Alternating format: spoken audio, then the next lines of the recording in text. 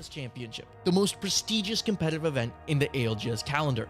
I'm Jumba, this is the ALGS Rundown, and let's break down the qualification methods our teams are striving for to book their tickets to Sapporo. All of the best Apex teams in the world will be fighting for their share of the $2 million prize pool and the chance to lift the championship trophy in Sapporo, Japan. But how do teams make it there? Throughout the ALGS calendar year, our teams have earned championship points based on their placements in Pro League, the ALGS Open, and the mid-season playoffs. The top 24 teams on the global championship point leaderboard will automatically qualify for the ALGS Championship in Japan at the end of the Split 2 Pro League. Lands earn you the most points. So top performing teams like Team Falcons, the winners of the ALGS Open, and BK Gaming, the winners of the ALGS mid-season playoffs, have earned thousands of points, putting them at the top of the championship point leaderboards. Other top performers like Alliance, Gen G, Ninjas in Pajamas, who have been consistent throughout the year, both in Pro League and at LAN, have all but locked their spots in for Japan as well. Further down the leaderboard, teams like TSM, Virtus.pro, Noah's Fox will be fighting for their position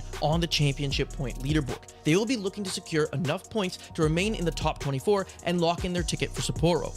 Anyone that wins their region's Split 2 Pro League will book their ticket to Japan. With 4 regions, each having their own Pro League, there will be 1 slot per region up for grabs for placing first. So consistency is key if you want to secure your spot for champs. The next method is regional finals. The winners of each regional final, regardless of their final placement in Pro League standings, will also lock in a spot for Sapporo. The regional final will utilize the match point format, so you'll have to be locked in and aim for that big win if you want to secure your spot. Killer Instinct on match point proves that you belong on that main stage. With everything on the line, who will step up and secure their spot? Who will prove they deserve to play on the biggest stage of the year? In a scenario where the winner of either Pro League or the regional finals overlaps, or has already qualified for the championship via championship points, such as Team Falcons, then the next available team on the championship points leaderboard will join us in Sapporo. With our 4 Pro League winners and 4 regional final winners, we will have 32 of our 40 championship teams locked in at the end of Split 2.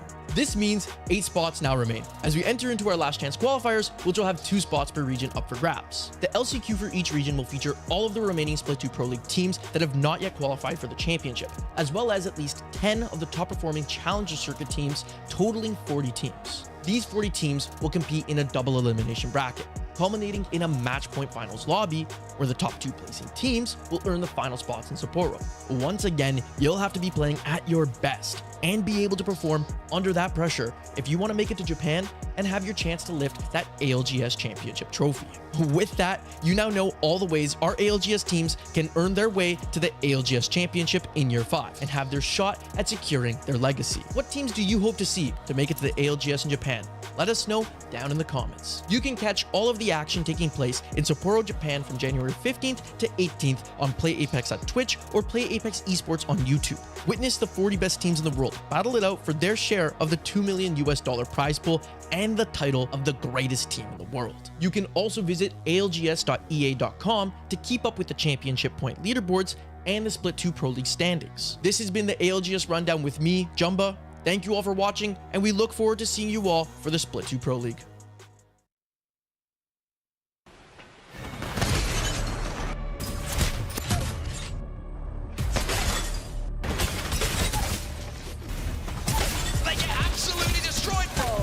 Connect. There's only one member left from Sentinels. They don't know it. It ends here. BK Gaming. Nice. And it's a 1v1. Sorcerer. Shield swap. Is it enough? Alliance.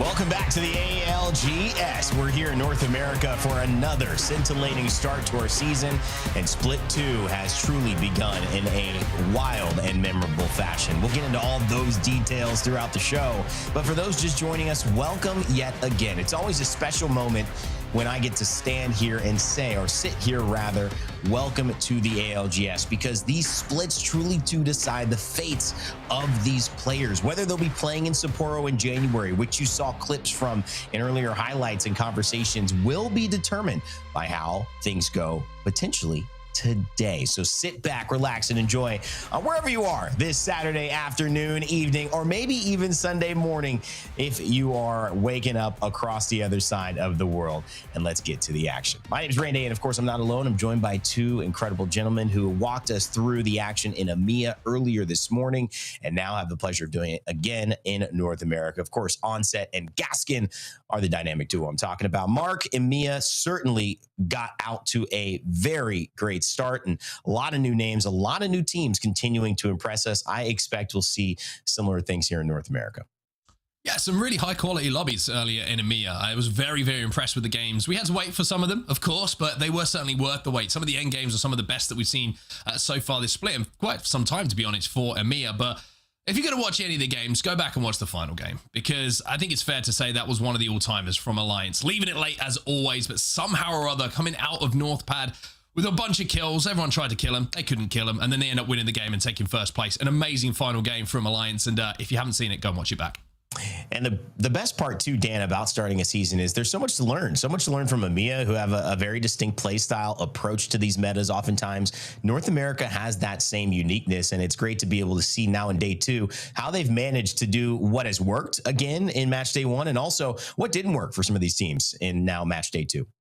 Yeah, we see a very different style of play across regions, and I think that the bans often echo that as well. Legend bans are always extremely different from EMEA to Americas, or typically they were. I feel like they might be a little bit more similar from what we've seen today. I think the only difference is we see a little bit more Newcastle coming in from Americas and slightly less Caustic, especially in game one anyway. But we'll see how the bans pan out. But I always love switching from one region to another, because we just get a little bit of a change of pace. And my curiosity to add to that is, do we see something different with weapons? I know we've seen such a variety in terms of really sniper weapons, SMGs, and then of course shotguns. So a lot of it, you see even ARs or LMGs being used a little bit here and there, mostly the LMGs, but I feel that there's a lot of variety. I wonder which we'll see North America lean on. I'm expecting some PK, some charge rifles like we saw a little bit earlier as well. But guys, that leads us back to, while all the weapons and metas and characters change, the themes sometimes do not. And the bigger theme here in North America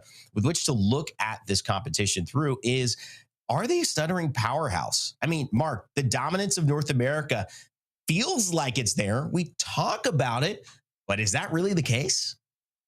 It could be. Another person who's stuttering is Dan, by the way. Excellent mute from you as you sneezed. I caught that in the corner of my eye. I had to call it out. It's just my favorite thing to do is call you out on these things. I think it's an interesting question. And don't get me wrong, finals representation in lobbies has been pretty strong for North America. But when it comes to wins, not quite where it used to be. There's been a lot of regions who have been stepping up to the plate, who have managed to take a few wins away. So I'm interested to see some of these teams performing that haven't performed, and the mid-season playoffs was a really good barometer for that. Some of the teams that a lot of us were predicting to just guaranteed to be in that finals lobby did not make it. And is that them falling off, or is that the rest of the world catching up? Dan, I mean, this is the land winners history, and as you can see, America's it's there, but there's a lot of other squads about from different regions who are taking those titles. Yeah, it's a little bit of a pattern. It's America's APAC North, America's EMEA, America's APAC South. Does that mean America's win champs? I'll put an asterisk next to it as well, because, you know, Falcons only consists of one player from North America as well. There's a couple of imports coming in and arriving and making a big difference from APAC South. But yeah, I mean, Americas is always talked about as this region that is the dominant one, has the best players in the world. This is the region that should get the most spots when it comes to X, Y, or Z tournament. But realistically, a lot of these other regions have been turning up. And when you look at a graph like that, you're like, yeah, I mean, if SSG hadn't won that game where perhaps it was given to them, let's be completely honest, this could look like a very different graph where there's no Americas on there except, you know, the one with Falcons. So yeah, this is an interesting situation that Americas find themselves in. You also throw Alliance in there. EWC last year, you know, not part of the ALGS last year, but another EMEA winner in there. So sure, dilutes the Americas a little bit more. Yeah, I mean, I think it adds to that conversation as well. You also look at it, and maybe you don't have that EWC, but you have, what that graph showed, 2-1. There's all 5 regions who had a way to win, but North America have been consistent enough to at least double down on that win in most of our last runs here. Mia, definitely that second place. I mean, you consider Alliance, and then you consider Na'Vi and what they've been able to do. I mean, there is some truth there. So yes, strong, but are they really the dominant teams and dominant regions? I think that's still up for grabs. We want to know what you think in the chat as well, whether on YouTube, Twitch, or wherever you happen to be watching us. Maybe TikTok Live. I don't know. Checking out, though, you do want to pay attention for this, because this is a really cool stat. Check this out. Last week in match day 1, for the first time ever, we had 24 teams. That's every region play 6 games, 4 regions, and then no repeat winners. You think that's crazy? It is, because that's never happened before in ALGS history. And also, we thought it could happen again today. No, VCGO took 2 dubs as well. Alliance had a hard time getting a win. They grabbed that one towards the end, but we still saw a repeat. And that's what's so amazing about this. This season has kind of started with this avalanche of changes, and it feels like maybe people are still catching up. That snowball still building for a lot of teams, and no matter where you are, there's a little bit of learning that needs to go on as well. And North America certainly had shown us that with our 6 different winners there. DMG, LeaveNoWitness, the Durags, Rock, Liquid, and Thuggets. Let's take a look back, though, at those wins from those teams in match day 1 and walk you through a little bit of the highlights and the action, because some of those teams will stand out to you. Some of those teams, a little new, and you might not have heard of them before. ZZ, massive team here. This was truly a team that took people by surprise. Gildersons and, of course, Sykes, and finding a way with Zach Mazer to put it together into a squad after, those squads that they had been represented or had orgs have been used, trying to figure out ways for them to figure an alternative out to be successful, competitive. The way those 3 players are known to, well, it worked out overall in the match day. They lead here in North America, but that doesn't mean that there weren't other stars of the show. The Durags had a little bit of a moment here. Sentinels find themselves in this last bubble fight. A lot of Gibby, a lot of Rampart, a lot of PKs, but the Durags would get back in on the action. Another team that I found so fun to watch, and I hope you guys did too as well. Second place at our midseason playoffs, of course, Rock Esports, Sorcerer, Deeds, Vaxilon, the split of these players as well from their old organizations, finding this new home in Rock together. They have been phenomenal in Split 1 and, of course, into our land. And now they're taking that experience into Split 2 and hopefully championships. They're a team to look out for. That game's also posted on our Play Apex Esports channel if you want to check out how they got their 16-kill win. Liquid Alienware grab a lonely win there, and of course nobody repeated, so maybe more to look for from Liquid Alienware today. We'll see if that's the case. Rocky Sports trying to take that first place spot, but it would be Thuggets who would actually have the high ground and stall them out, leading to ZZ taking that first place position. Pioneers, Rocky Sports, the Durags, and DMG right behind them. And this is a big deal, because not only does this say a lot about Rock's continued, in my opinion, Dan, performance capabilities, but also ZZ and this new squad coming together, a bunch of veterans. We know what they can do apart, but now together they seem to be having a great start to the season. You're also seeing just being consistent how you are rewarded for that. Neither of the top 2 teams finding a win, but finishing first and second because they were just consistently getting to the late game, finding kills, and being rewarded with a good amount of points to be across the board. Very impressive. Yeah. But on the other side, you see the rest of the teams, Rock 20th, but then they get a first. And sure, they had some nice mid-ranges as well. They got the 9th, the 5th, the 3rd. But again, it's all well and good finding that win, but you really need to be consistent across the board. Otherwise, you're going to find yourself falling down the table. It's always difficult to be consistent in a battle royale, especially Apex Legends. At times, you are going to struggle with those games where the ring pulls away, but that's what sets the best apart from the rest, right? Those that can find a way and negate those really tough rotations to actually put points off the board. Yeah, it seems like in this start of the season, you want to just give yourself a chance. You want to show up and have an opportunity to win. If you don't win, it's okay. Got plenty of season left to work out the small things, but you want to be in the mix, and that's an important part of it. And when you're not in the mix, you're a team that's expected to be. It's even worse, especially at the start of a season, Mark. And that's sometimes where we see these big names like Alliance and EMEA, which we started out, and like Liquid Alienware, which we saw last week as well. What's your thought about what maybe didn't work the way Liquid Alienware was hoping and what they got to do differently? A little bit of a tough day for Liquid Alienware. If you were only watching that highlights package, you might not have caught that because you saw that win in game number 5. But let me tell you, that was a one solitary good moment for them in what otherwise was quite simply an awful day if you were a Liquid Alienware fan. And we're actually going to take a look back at some of the games that they had. And I've got to be honest, usually we call it a highlights package. It's more of a low lights package, to be honest with you, from some of these games. Game number 1, initially, they're holding a good spot. They try and take too much space. They get caught out by Falcons. Yanya takes too much damage, can't get back towards his teammates without taking damage, and then an EMP push on the Nox gas canister is going to be enough for Falcons to take them down. Game number 2, they find their way towards endgame. You can see in the top left, they get to the bottom of this building, but Yanya overpeaks, gets picked, and once again, Liquid will fall. Now we see them in another fight. This one's pretty simple. First fight of the day, first fight on their rotation, they quite simply lose it. Even though Yanya tries to do his best towards the end, they get taken down. This one was a really, really strange game, by the way, that game number 4. They tried to evac in the middle of zone, and no surprise, someone got picked off with so many teams alive, but this is the win. This is the saving grace for their day. Dropping over at Energy Bank, and you can see it finishes on the northern side. And we saw from the highlights package a pretty simple rotation actually for them to make from Energy Bank. One of the great things about eBank on, of course, E-District is that your rotations are usually pretty good because you're in that center POI. So being able to get into a good spot for them, beat a lot of teams there, they were able to do so, and they won it from a position that we saw a lot of teams winning it from that western side of zone when it pulls to this position. You can also see Sheila had a big say in this end game as well. Did Yanya, who kind of put right a few mistakes that he'd made in the previous games, getting picked off himself, and that was, again, the sole good game for them, because then we head back to what was essentially normal business being resumed for them. Yanya gets picked while he's in zone. They're holding a pretty good building. Gives away that kill. He gets res, but in the meantime, the kills come in, the third party comes in, and Liquid will fall. And I think looking back on those games and the mistakes that were made, a lot of them I would credit maybe to coming into match day number 1 with still a bit of a scrim mentality. There was a little bit of looseness about them, a little bit of expectation that, you know, they'll be able to get away with a few things, take a bit of extra damage and not be punished for it. But when you've got 19, 20 teams alive, it's a very different game, Apex Legends, to what it is when there's 12 or 13 teams alive. So for Liquid, the fighting didn't look great. That one saving grace for them was that winning game number 5, though. Otherwise, it would have been back to the drawing board for them.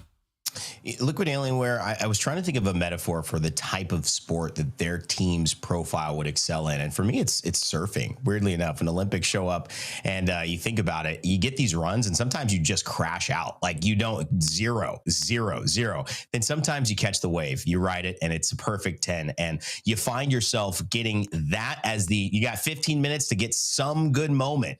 And I think that's where Liquid Alienware have so often been, guys. They've been this team that like shows up in this bright spot and then they disappear. And I think the key for them moving on is just keeping that consistency, Mark, across the splits, across the season. We know they've got the firepower. We know they've got the potential. And we've seen them do it, but it's not consistent enough. Certainly, though, we are not the ones telling them that. They've been telling them themselves that. Curious to see how they bounce back here as we take a look at the participants coming up here for our North America round. Day 2 in Split 2 as well. And you mentioned some of these big names. You see some of the other names, though, they're going to get a chance, from TSM to Falcons to LG. Dan, who catches your eye as we take a look now at our squads who will be going head-to-head today? I mean, you were mentioning crashing out in 0 in the same sentence, so I was just thinking about Falcons, to be completely honest. They had a quiet initial week, and I'm excited to see what they can do today to try and make up for that. But of course, they are always going to be the headline team. Previous LAM winners, of course, already this season, so they have what it takes, and they will have their eyes trained on champs and good amount of practice here in Split 2. But there's just such huge names across the board in this region. That's why, as much as we poke fun and we say, you know, a region that has struggled to win LAN, you can't argue that there are some of the biggest and best players in the world that do feature across these squads. And there's been a lot of changes. We've seen some of the biggest teams separate and maybe create teams that weren't as good, but now are starting to get a little bit better and creating more competition in this region as well. I think you also have to have the story of Shopify Rebellion and showing up in mid-season, not really having the results in that finals that you want. Zainu saying, I'm going on vacation, but after 28th place, I don't feel like I've earned it right now. Anyways, back to the grind. We'll see how they show up here in Group C. But a team I want to focus on, Mark called this team just vibes. That's it. No skill, just vibes. Just kidding. He didn't say the no skill part. I am being horribly disappointed here, by the way. I need to defend myself. He's trying to defend himself, but we're going to run out of time if he keeps talking, and there's a graphic coming up, so we'll let him talk about that a little later. But Oblivion, Monsoon, Fun FPS, and Blinkster, two players, Blinkster and Fun FPS, who joined from Movie Star Koi, and Monsoon, who takes time back off of his baking career, which I was very excited to see the TikToks. I was excited to see the Instagram posts. I was excited, but I'm sure he's now found a way, like he's always been, to showcase his cooking as well in-game and out of game with this new squad. What do they bring to the table? I think the thing Mark might have alluded to, even though he says he never said it, and he might not have, is that this is a team that certainly brings good energy to the game. And from a mentality perspective, that is huge, especially when you're starting fresh, you're kind of trying to make something work. Somebody who's going to crash out on you is going to be very, very hard to get the positive viewpoint that you're going to be able to somehow figure out this problem and not just end with this as a problem. So I do love the fact that Monsoon and Fun are together. Blinks are obviously playing with Fun already. It should blend nicely for them, but a lot to learn if that'll work out in this lobby filled with some already top-tier talent in North America. Guys, as well, of course, if you know, Faceit is a way to check out the ALGS. We talk about it when you get a chance to do it. Faceit.com/watch gives you an opportunity to watch the ALGS your way, whether you want to see Fun FPS, have his chats with Monsoon, which are always fun and energetic, or if you want to see Falcons get back on it. You heard me saying crash outs. You saw Dan's reference. You say, let me see if they're going to keep it together today. All of that is possible. You can have multi-view, check out the map screen, and you can even check it out on mobile. So go ahead and watch the ALGS your way. Every rotation, every team comm, every fight, even up on your Chromecast if you've got that installed. So Faceit.com/watch, control it, watch it, and check out the ALGS. Also, again, we are on socials, but not just the socials, Instagram, TikTok. Check it out. Join in the fun. Have fun. We got some new exclusive content there. That's it to kick off the show. It's split day number 2 here, and I cannot wait to see how it gets started. Let's get started with our North Americas. So, Mark, Dan, time to take it away. Let's do it. Let's also start off by just making sure that the quote is perfect for what I actually said, which is, this team is pure vibes. Thank you, everyone. Not only vibes. Not only vibes, because they're nuts players. Don't get me wrong, but it is pure vibes. It's going to be the best listening. If I was a coach, if I got to take a coaching position, probably be with those guys. Just saying. Just, imagine being in the comms. Great time. Only vibes misquote is potentially one of my favorite misquotes ever. I could just see Mark desperate to chomp at the bit there, just to try and correct defend it. Myself, you do, right? Absolutely. I think Rain Day has done you dirty, but sometimes you just have to roll with the punches. I probably deserved it. Let's be real. Well, World's Edge and Storm Point is where we're heading, just as we did in EMEA. If you were watching, it's going to be the same first 3 and then second 3. But this is the POI draft, and it is going to be the Hot Dog Mafia kicking us off at Thermal Station as the first pick here. We also saw Shopify Rebellion and Stallions and Falcons and Virtus.pro all prioritizing World's Edge over Storm Point. Yeah, a couple of things just to highlight here for people who are watching who maybe don't pay enough attention during the week to scrims and who's playing who, etc. Jen Burton, not on 100 Thieves today. He's still staying in Australia waiting for his visa to come through, so it's going to be Bronzy filling in for 100 Thieves today. Another one that I was going to highlight, there's someone else who's filling in, but I'll get to it when I remember it off the top of my head. But one thing to highlight as well is that VP get the whole of the central areas of Monument to themselves. Nobody going to be contesting them there, but TSM are going to be sandwiched between a couple of teams here with 100 Thieves dropping down at Dome. Something I do want to also touch on, we mentioned Team Liquid Alienware and obviously their struggles last week, but they did win scrims just a couple of days ago when these two scrim blocks kind of happened, and they won it with 61 points. They had a great day of scrims, but of course, scrims translating into actual competition as we get some only vibes / pure vibes here at Mirage at Trois. And I've taken my shirt off and I'm swinging it around my head right now as we're heading into game number 1. DGAP are going to be dropping over here at Mirage at Trois, and there's going to be a nice little shotgun arsenal for them to level up those PKs. But I'm going to say, what a drop here for Avuli. He's got a gold bolt. He's got a purple stock. That Peacekeeper does not get any stronger. They're going to have Beacon as well. Looking at where the zone is going. Hot Dog Mafia, of course, picking Thermal Station first in the draft. And they're going to be very happy about it because it's pulling towards Thermal. They're very happy indeed. And they're going to have a chance maybe just to, I was going to say, take a few pop shots across. But we do typically, or had typically seen Alter banned game 1 for Americas rather than it being game 2 comparatively to EMEA. That's what Rain Day is in. Rain Day is in trouble. There you go. There's the map overhead, and you can see there is a lot of Caustic and a lot of Alter on our screens, as to be expected, as everyone is now starting to move their way southwest. So Hot Dog Mafia are going to be in prime position for this one, and they get first pick of the spot. I just wonder if they're going to be aware that a lot of teams are starting to rotate in towards them already. Do they have a ring console? It's one thing I'm trying to look at right now to see.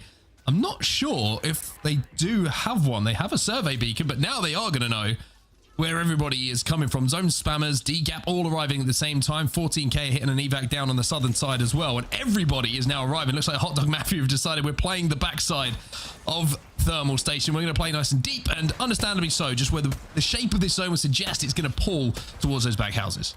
So interestingly, 20 Caustics, 20 Alters. 100% agreement what's the across ruling, the board. Dan? Well, this is the thing, is we've not been in this position with game 1. Typically, the rules have changed so that it goes with the legend that's been picked the most across the board. But maybe we go back to the original. I'll find out. Doesn't matter. Either way, either Caustic or Alter are getting banned. I'll find out behind the scenes whilst we just watch teams that are arriving here at Thermal. Well, that was what I was going to highlight as well. I reminded myself by saying the word Panic. Have to see if Panic is playing for TSM today, or if it's going to be Aiden the Destroyer filling in. He's been playing scrims all week with them. 5-star going to be playing the donut building, and going to find a couple of scopes, which are, I feel, a lot rarer than they should be, which is always good if you're going to play that position and look to fire out inside of zone. TSM Panic is playing, so Panic is back, everybody, and that is good news for TSM fans.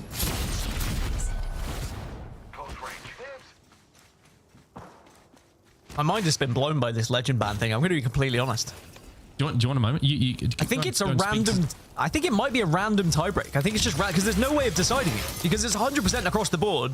So you're going to have Caustic and Alter winning regardless, and there is no way to tiebreak it because it's game 1. So I think it's just going to be literally a coin flip. League Ops, get the coin.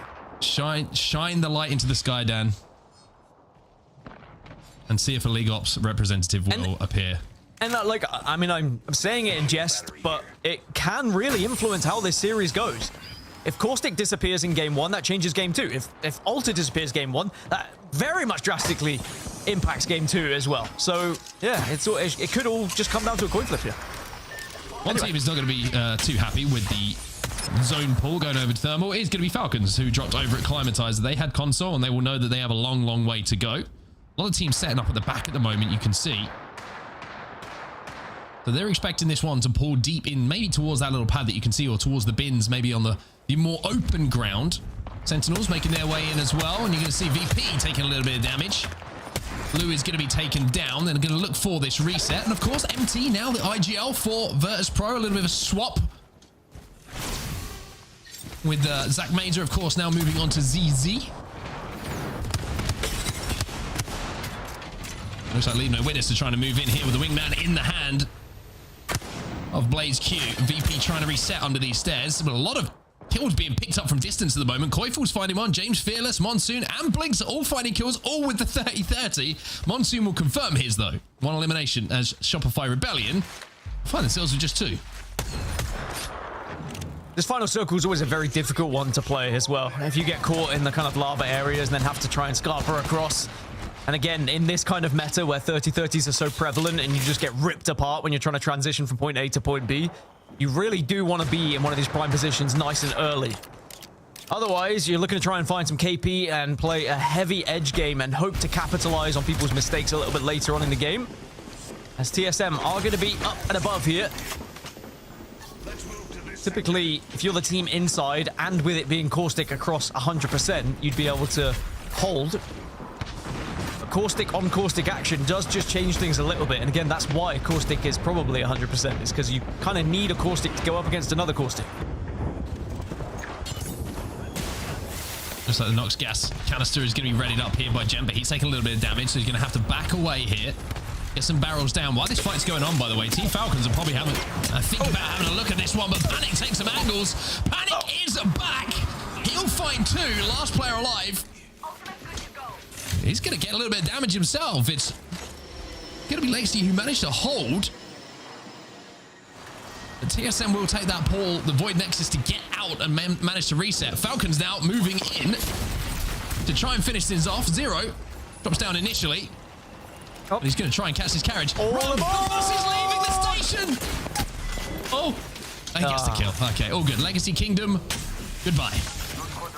So our first team eliminated. Falcons capitalizing on the early skirmish at Lava Siphon, and now they'll have the majority of the eastern side. Of course, TSM went a little bit southeast, but they're back up to a full 3 at launch site. Currently, 100 Thieves are holding tree, which means both Falcons and TSM might struggle to get into that southeast area. So Falcons might want to reconsider and perhaps go like Harvester area and try and hit from the northeast. But again, that is a difficult choke as well. Neither is fun. I think Falcons now have the chance to balloon, and they are going to be using that evac. So they are heading to the eastern side, and I guess they could make the decision to go through train tracks if they can just scoot past 100 Thieves here, but I think they've spotted them. Yeah, they do have the just hit ring console as well, and they do have survey beacon available, so they've got all the info they need to make some decisions. It's just what is going to be what they believe to be the best one. I think they're actually double evacing, if I'm not mistaken, to try and get ahead of some of this. Ring console. Yeah. Under Thieves, deep into zone. You can see Bronzy on the crypto. Maybe trying to hold out Falcons very soon. Falcons have actually managed to get ahead and through that tunnel. So Under Thieves now going to be holding out the teams moving in from trees. That team is going to be TSM, who we saw taking a Void Nexus a few moments ago after their little scuffle where Panic got 2, but they weren't able to convert that into a full team wipe. Bronzy's really been called into action quite a lot in recent times, hasn't he? And an appendix goes down, a visa issue, and now he just seems to be always ready and waiting in the wings to have his moment. It is a very important role, I will say. Some of these coaches do have to step up to the plate, and Bronzy very much doing that. Gets the initial knock onto enemy. Yeah, Bronzy, very talented player himself, and Albrelli now is taken down to barely any HP. The barrels are going to hurt. Al will go down, though. Got to be careful with those health meds, though. And Bronzy been brought back to his feet. Something to shout out, by the way, and Bronzy and Falcons fans will hate me for saying this, and Waltzy fans will hate me for saying that, as we might actually see Bronzy versus Waltzy. If you watch the scrim block this week, you'll know what I'm talking about. Bronzy, in one particular scrim block, was Waltzy's dad. However, in this one, looking a little bit different. It looks like Waltzy and the rest of Falcons are going to get the better of them. 100 Thieves will be eliminated. It sounds so much funnier when you just say dad. I am your dad. Oh, yeah. He's like, not daddy, not father. I am your dad. Well, I don't want to insinuate something weird. Yeah, well, I mean, with dad, you know. Fair enough. Enjoy what you enjoy. TSM's still trying to make it through this choke, though. Well, Falcons, I mean, they've done a fantastic job to be able to get past 100 Thieves and then hold them out, because 100 Thieves was going to be one of their major threats on their rotation. Now Team Falcons are alongside Stallions. They're going to be their main competition on that side. But Zone Spammers have been able to find themselves a top thermal station. And again, if you've got these 30-30s with a good scope, you can be such a huge nuisance to the rest of the lobby. You can see a couple of scouts as well. They don't necessarily have the scopes, though. The 1x2 is not great. 1x2, it's not bad, but it was just funny with the observer glitch there, how it looked like the world's smallest miniature scout. He was just it's like the Men in Black gun. You know what I mean? And we know how powerful that is. Exactly. Well, Oblivion moving through the tunnel at the moment. It's always difficult to leave this tunnel. However, they do have Altar in the composition, so if they want to port up to the high ground above them, if they hear a fight taking place, they will be able to do so. So a little bit more flexible with Altar being in this position, but Hot Dog Mafia calling him zone perfectly, by the way. Mythic Bin spawning right next to them as well. 14k getting a great read. Stallions did manage to reset, by the way, after that initial fight with 100 Thieves. So all 3 players back alive for Stallions. But TSM playing up on that high ground above Oblivion at the moment. Just got to be careful that one doesn't get kidnapped or something ugly like that happens. LG, the team who are furthest away at the moment, and Shopify Rebellion, I think they had to start this one with a 2, unfortunately. Only 2 players loading into this game, so a rough one for them. They're just trying to show as little presence as possible.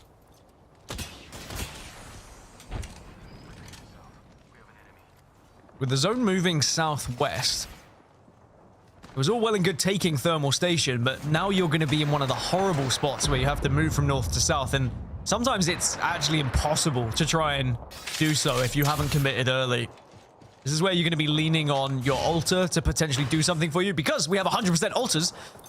You need your altar to try and make a play sometimes and get a portal to allow you to transition. But again, with 18 squads still alive and the meta being the way it is, if you step out, and it's a huge risk. So it is going to be a struggle for a lot of those teams. I prefer the position of anyone who's found themselves south. And Hot Dog Mafia being one of them. Skillcakes, Rambo, Madness. I mean, I love this team. I think this is a great team, and I'm really excited for their future. I have to agree with you. I think there's a lot of potential in this team, and also a great zone read, because they didn't have a ring console at Thermal Station, and there's a lot of different thermal endings, and they've read it absolutely perfectly. Also, the Mythic Bin spawning right next to them is going to be great news for them, which is going to not only give them the ability to get onto purple armors, but also the weaponry to work with as well to really defend this spot. TSM now going to be forced to make a move. Zach did go down, but they're going to stick this res right now. Oh, the barrel is going to be popped, as now we're going to see on the low ground a fight breaking out here. VP looking to port through. MT, Lou, and Slayer looking to finish this one off. Now with the heal back up, Oblivion do get eliminated on their rotation on the east. Inferno might be next if they're not careful. LG and Inferno go down, in fact. So suddenly, just like that, we're down to 15 teams. And something interesting to note, no survey beacons in the area, so no cryptos can utilize that drone to get extra info. There is one ring console, however. Not going to be particularly easy to hit, though, so I think mostly you're just going to have to play off intuition here and previous knowledge. You can see 14k and Hot Dog Mafia still are the only 2 teams within that zone. Everyone else has got to fight their way through. Well, TSM have just fought their way through ZZ. They will take that fight and they will win it. Of course, ZZ, the winners of match day number 1. Between groups A and B. And now we're going to see Falcons move up onto the position here of Stallions. Armor advantage is one thing, but a charge rifle is going to slow this push down. The armor advantage has been negated due to that shot coming in, and Zero is going to be not just taken down in this fight by Al, but also will not be able to get back through that Void Nexus. Falcons down to 2. Falcons, they pulled back, but I think TSM saw it. Now TSM maybe look to try and capitalize here, but you never know how many players are there. That's the only problem. They have no knowledge that it is only 2, as Jen's taking a lot of damage. Again, this is the problem in this meta.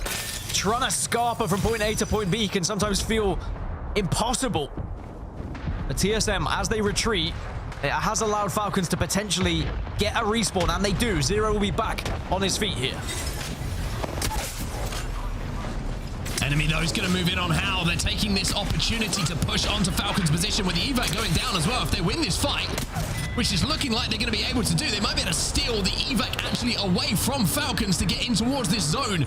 Stallions initially with a fantastic hold from this position. Walty the last alive, but the zone is going to cook him, and Stallions will be able to survive this now and wander their way towards zone. By the way, Jen evac'd on me the other day as a solo player alive, and I won't forget him about that for quite some time.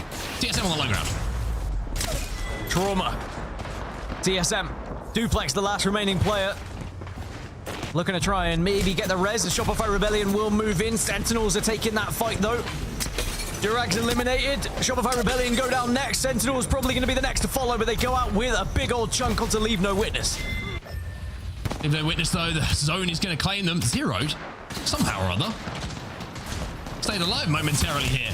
LeaveNoWitness eliminated. 8 squads remaining. By doing so, Zero might be able to pop this battery. Almost managed to get Falcons another placement point. The Falcons will indeed fall.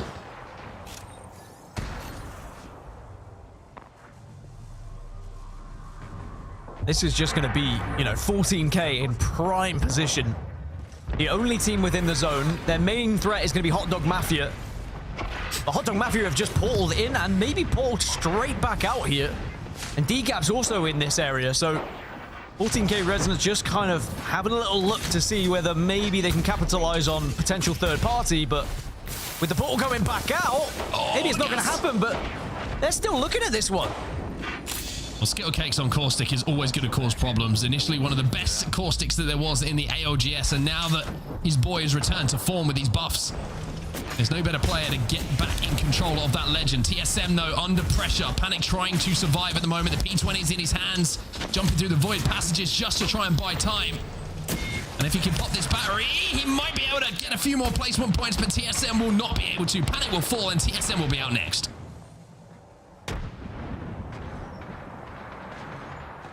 The most difficult rotation from this point is going to be Nice Guys in the northeast. And I'm wondering exactly how they try and play this one. But the main focus has to be 14K. They hold prime position. They have height. They've got all the goodies, all the tools they could possibly want. As you see, Nice Guys on the cross get absolutely obliterated. It was a near impossible move. Stallions were able to take it. Now, Stallions will be on this eastern side. This is where the action is unfolding as DGAP still struggling to stay up. Caustic gas causing problems, a lot of them, for a lot of different players in and around these buildings. No longer can the Caustic step through the gas of both his own barrels and the opposition's. They're going to take damage every single time. James Fearless is still alive here on the altar, so they'll be able to queue out if they want to, but they're going to have to do it quickly. 5-star will be eliminated as Hot Dog Mafia move back in from that position. They go through the portal once more that they had down to clean up some of that damage. Rambo, though, last alive. As still, Stallions are overlooking all of this, and now they have center zone. 14K still alive. The solo of Hot Dog Mafia. It's got portal as well. Will bleed out. I mean, Alb with this Kraber might have some fun here as the teams try and leave. Well, Alb was trying to scout and try and maybe take a position, drop a portal so the rest of the team could go in. But actually, he's got so much info here that he doesn't necessarily need to drop it just yet and give that info away to the other teams. Instead, he wants to try and just do enough scouting to provide so the team can walk up. He's hesitant because he saw that there's teams on the high ground. Now the portal comes in. So he's diagnosed that it is safe enough for them to join him. Stallions have a chance in this game, especially with the Kraber. Open for target practice. Hughes, oh, jeez. He gets a haircut, but almost ends up with brains all over the place there. The alter queue out. It's going to allow Stallions now to go up to that high ground. It looks like Stallions might have just been gifted a win, and Al might be able to line up a collat. Instead, he changes to that frag grenade, drops it down. And from this high ground, it's surely just about Al hitting 1 or 2 shots here, and Stallions should be in a position to win this, but Crook's got to be careful. He's getting swung. Yeah, suddenly the fight changed very quickly. 14K retreated and suddenly went round the corner. I mean, Crook's just been saved so much and so easily by that portal coming out from Alb. Oh, Golden with a nice little no-scope there with the triple take. He's going to find one. DGAP find the kill onto Hughesia from 14K. DGAP did a good job of actually staying alive here, but at some point they're going to have to climb. I mean, DGAP initiated this whole thing, by the way. But I think the Stallions are still in such a good spot, but now they've lost their high ground. Oh, Alb! Nearly manages to connect, slides away. Still 3 squads alive, by the way. 14K still have 1 player alive. For the high ground. Oh! Abduction comes in and DGAP will be eliminated. The solo cannot make a hero play towards the end. Out, back up on this high ground. Doesn't even need to pull the trigger because Stallions will do the work. And Stallions will be your champs of game number 1. Very impressive from Stallions to win the initial fights on the eastern side of the zone. And then Alp did well to cross ground, get a position under the rock so that he could then get that portal down so the rest of the team could join them. But it's always so tough in a 3v3v3. A lot of it fell down to what DGAP did, and DGAP decided to use that EMP, push out, and they pushed onto 14K. And ultimately, 14K kind of had to drop off. They gave up the high ground, gave it to Stallions. But an exciting game 1 to kick us off here in Americas.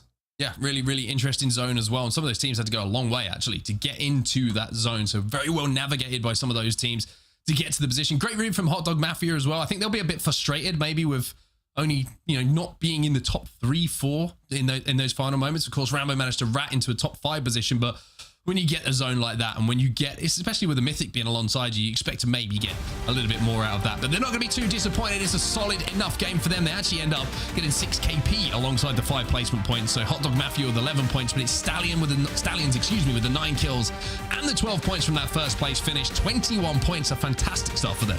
Yeah, I think there'll be a few teams that are pretty happy with their points total in the position they found themselves. You have to get some kills and a few placements just so that you can get into a spot in Thermal. But once you get to those final 2 circles, if you are not already in a building or in a spot and you don't have the ability to transfer from one side to the other, you're just going to get absolutely peppered on the cross.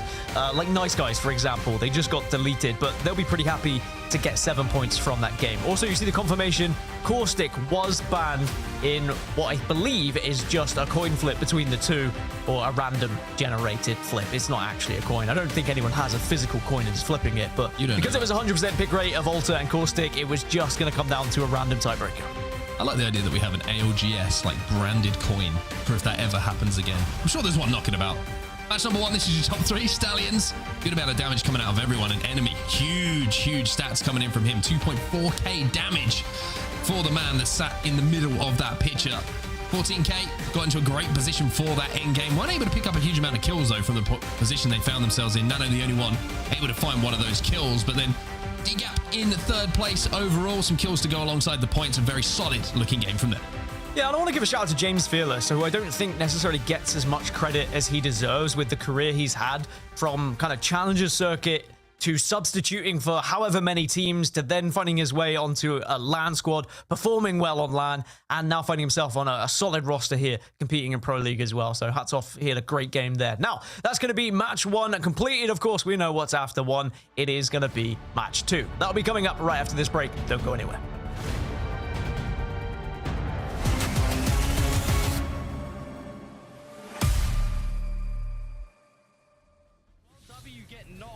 Timmy Time is going to get the reset though, and they will stay alive for now, but Source Gaming as a trio, they've just simply got to wait for their opponents to come to them. We'll see whether or not there is any upset on the cards here at the moment. Smile W attempting to get through, but Source Gaming are looking so dominant. Smile W sending Dreamfire for the duo to come second, and Source Gaming will get a win. Is what it all comes down to here. Rendang trying their best to hold on as they solo Lahim, getting the shield swap. Peacekeeper still going out. Surely not a 1v3 here. One more shot here is going to take them down. It's down to a 1v1. Boogie Borders have the high ground. Lahim running out of time, running out of space, still managing to get up the hill. Clean up very quickly as Source Gaming will go down. Another top 4 performance from them is very impressive, but Wolves Esports down to a duo. BCG down to a duo. A lot of action still to come out. It's going to be the 3rd party on high ground that are certainly going to clean up as BCG kind of just send it, try and find some KP over towards Wolves. It's all down to a solo, and Boogie Borders. Damn. Bubble comes out. Rocky not going to quite find anything just yet, but Dreamfire are trying their best to push them further and further. Rendang, where do they go? They've been found here on the backside. They will end up losing both members, as we do see it is going to be an absolute slaughter here. Rendang go down. Dreamfire, they time it perfectly on the rotate. So we're now down to Wolves, Alcad, and Dreamfire left standing here, and we're about to see who is going to get the W for game number 5. Yeah, big fight though. Dreamfire commit the gimme bubble, and it doesn't go well at all. They will be eliminated by Alcad, who are now in trouble themselves. You can see Wolves Esports, they're moving in for the Huns, and they maybe play for second and start moving in on Boogie Borders. And as I say that, they are moving in on Source and are going to play for second position.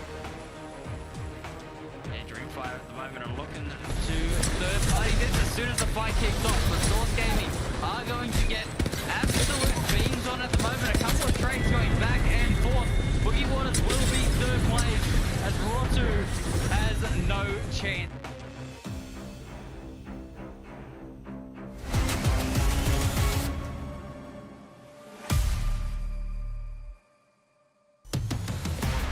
Welcome back, ladies and gentlemen. Game 1 underway and completed, thanks to a little bit of Nice shot there from Stallions Alberlelli on that Kraber often, or more often than not, and continuing to showcase that this is a team that we should be considering as a top tier contender for LAN.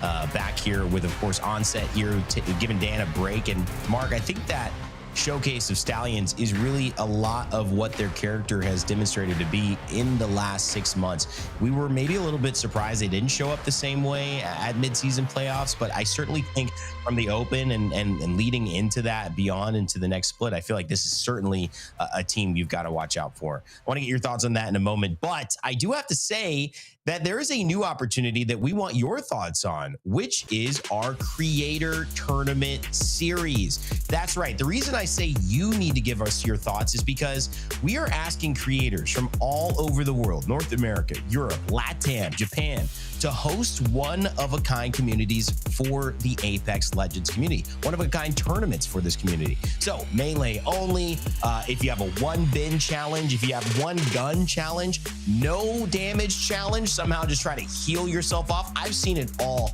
I've been a part of some of these tournaments myself. And what is great is when you get involved. You go into the streamers that you would love, that you watch, that you think this would be cool to see you add a little bit more to what you're doing to our community that I enjoy being a part of. Offer this type of tournament.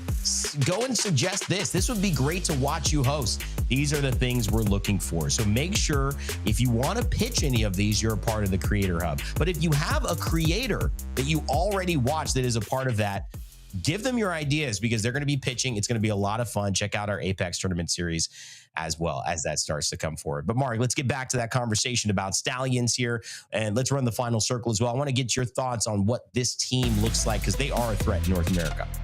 They certainly are indeed, and there was a few moments where things weren't looking too good for them. Take yourselves back to the initial push from 100 Thieves where they lost Alb. They managed to get a reset. They managed to hit the Void Nexus to get back into the building, which was a little bit deeper into zone. By doing so, then 100 Thieves and Falcons engaged. But I think the biggest moment for them was actually the hold against Falcons. There was a few things that went well for them. They had a huge armor disadvantage, but as Falcons tried to push, you saw the charge rifle shot that came into the back of a couple of players, and the armor disadvantage was evened up almost immediately. The EMP went off, it slowed everything down, and then Falcons ended up losing that fight after some really good plays and aggressive plays from Stallions off the back of the respawn beacon trying to be stuck by Falcons. And from there, they just managed to walk their way into zone pretty comfortably. Really good rotation from them, but Alb just playing this portal kind of situation, these portal jumps so well, just not only keeping himself alive to put pressure onto his opponents, but also when his teammates were under pressure, he was able to put those void passages down to elevate them into a position where they were out of the line of fire. So just really well navigated there by every single player. But Alb in that end game, I think very, very important that he was able to use those void passages effectively to not only help himself, but his teammates as well. And looking ahead, Alb's a fun guy to root for. He's one of the few, alongside Reps as well, and I guess you could say Verholst in this kind of new era of what TSM was, but Reps certainly, who hasn't gotten back up on that podium for a while since they separated with Hal. And yet they still mean so much to the community and clearly have the skill. My favorite element of Alberlelli, though, is his ability to innovate and his creativity in the way that he plays. He's very, very creative, willing to try new champs before their meta. But of course, no one's going to have a chance to try this champ, Caustic, in this next run. So he has been banned. Mark, that leads us to a different style of game here for sure in those end zones, but that altar still available. That Ash still well and ready. And of course, the new castle. My gosh, it's been such a dominant showcase of the variety of legends that are having an impact in this meta. And I'm so here for it. Oh, I agree with you. You know, Legend Band's best thing to be introduced for quite some time, and I will stand by that. The fact that we get variety, the fact that players are tested in ways that they haven't been for the majority of the Apex Legends Global Series is always a lot of fun to see. And it's such a test because just silly things, like think about yourself in ranked, right? You'll play one character, you'll play one legend, and then all of a sudden someone takes it in the screen. You don't really pay attention. Next thing I know, I'm trying to, snare someone on Ash and I'm queuing into the void. I'm like, okay. So you've got to really keep your head on a swivel here and make sure that, you just remind yourself, okay, I'm not playing Caustic anymore. I'm playing someone else. Yep. And that is difficult. And I find people who have this mastery over characters, we're asking more from them than ever before. You used to be able to master a character and know you're going to get 6 games out of it. Now you might just get 1. And so somebody who learns all the secret altar portal spots and knows how to navigate the map so well, and you do all these things, it's like, yep, okay, now what are you going to do for the next 5 games or the next 9 or 10 if we're in match point? It's definitely asked more of our players, but in that way, it's allowed certain pros to really take the spotlight as we get an idea of what this map is going to give us and where we will highlight our zone for game number 2. Interesting zone, another one down in the southwest, and another good zone for Hot Dog Mafia, who are proving that their first pick of Thermal Station in the draft is looking like a pretty darn good one, to be honest with you. 14K as well, probably thinking, hey, these zones are great. I love the fact that we picked Tree this time around. And Stallion's probably thinking something pretty similar, because they're going to be able to get Ring Console here, and they're going to find a really good spot in zone as well. For the likes of Shopify Rebellion, who, good news for Shopify Rebellion fans, are now as a 3 in the lobby. Everyone's here, everyone's playing. And Falcons, you would say 2 of the historically strongest looking teams. Another rough zone for them, a long way to go. Of course, Hot Dog Mafia, you may be looking at that name going, who is that? What? I mean, what is going on here? Is some hungry guys who had a chance, maybe just trying to be Zipline Mafia's cousin on the other side of EMEA, but instead of going for vehicles, they're going, what are we taking the vehicle to go get hot dogs? I don't know where they came up with the name, but the point is we've got Madness split up here in a minute from the old Furia, and that roster obviously has been together for a long time, trying to see if they can get it done now with the likes of Rambo on his side. And of course, there's a lot to be questioned here from some of these mix-up in these lobbies. Still not a lot to know. But Loader, certainly a person we'll be watching, because he is just kind of shown up as the guy to pay attention to. There's many names. You mentioned Nate and Emiya. In many ways, I think Loader is a guy in North America that certainly has his eyes on him and his potential. Yeah, I think everyone on Sentinels really has impressed me since this team came together, and maybe some eyebrows were raised initially when this lineup was signed by Sentinels, but it looks like a very, very smart choice from Sen, because the results have been there. They made the finals, of course, at the ALGS mid-season playoffs, and you can't really ask for more of a team who nobody really expected anything from at the start of this year to come through and putting those kind of performances in. So very impressive stuff from Sentinels, and I just hope that they continue to grow as a squad as well, because I think there's a huge amount of potential for them. Zone spammers currently sitting on top of bridge. They see a little action down below. Got Alter to be able to maybe test this one out. Don't want to get involved too fast. Trying to get a little bit of a kidnap to outside. They're going to get it. MT is going to fall back out and just take, 43 damage from the 30-30. Sacred, maybe more of a statement there than actual impact, but lets them know that you are not safe. It's going to be one of those frustrating games for VP now. They do have the Newcastle wall down inside of the truck, which is going to really help them when it comes to avoiding grenades initially, but when it stops being charged up and electrified, then they become a little bit more vulnerable. So, of course, got to keep your eyes on the fact that those abductions are going to be very, very possible from those void passages. But for now, it looks like they're stabilized. They look pretty comfortable. Mentioned how Falcons are going to have... I would love to go to a listening with Falcons right at the start of the game when the zone popped, because it would have been another zone that's miles away. But they've got to prove the point. They got into the top 8 this last time around. Could have been more. It was a really, really smart rotation from them to get to the point that they were, but unfortunately for them, the fight just didn't go their way. So Falcons won't be too disheartened, I think, by that game number 1. And rocking the crypto also, given Hal the Watson. Hal's no stranger to playing some of these controller legends and having to navigate the game in a different way from what might have been his biggest frag-heavy meta of being on Bloodhound and just scanning everybody and kind of running around. This meta has asked for a lot of changes. In many ways, I feel like the better teams have kind of had to learn how to put pause on their plans, just kind of, reassess every now and then. It feels like somebody who knows they've got the ability, but they just don't want to step on any unnecessary landmines as they're moving through an open field. And I think that's a smart thing that this meta is teaching them. Anybody with the wrong angle or, half a second too late can turn around with a PK and kind of end this entire rotation, everything you've done up until that point. So obviously it's going to be a pace change for a lot of these top teams. They know when they get to the final zone, they shouldn't have any problems, but they've got to keep their wits about them a little bit more than I think meta's past, Mark, where things are a little bit more cut and dry on how you play it. Yeah, you just have to be very, very close together a lot of the time. I think unless you've got the information from a survey beacon, you have to presume that you have to be close enough for your teammates that if you take damage on a cross, you're going to be able to get them in a position where they can fire back and look to get that res as soon as possible. Otherwise, it would be the difference between them having to cancel the rotation and look for a res instead. But I think players are starting to feel a little bit more comfortable with that. Looking at the zone at the moment, so many teams already inside of it, but a lot of them are spread out at the moment. I think it's because of the fact that maybe some teams are expecting it to pull down to the open ground. So there's not really a lot of, shall we say, longer game positions to play for where this zone is going to be pulling. There's still a lot of teams over at Harvester. You had LG that we saw.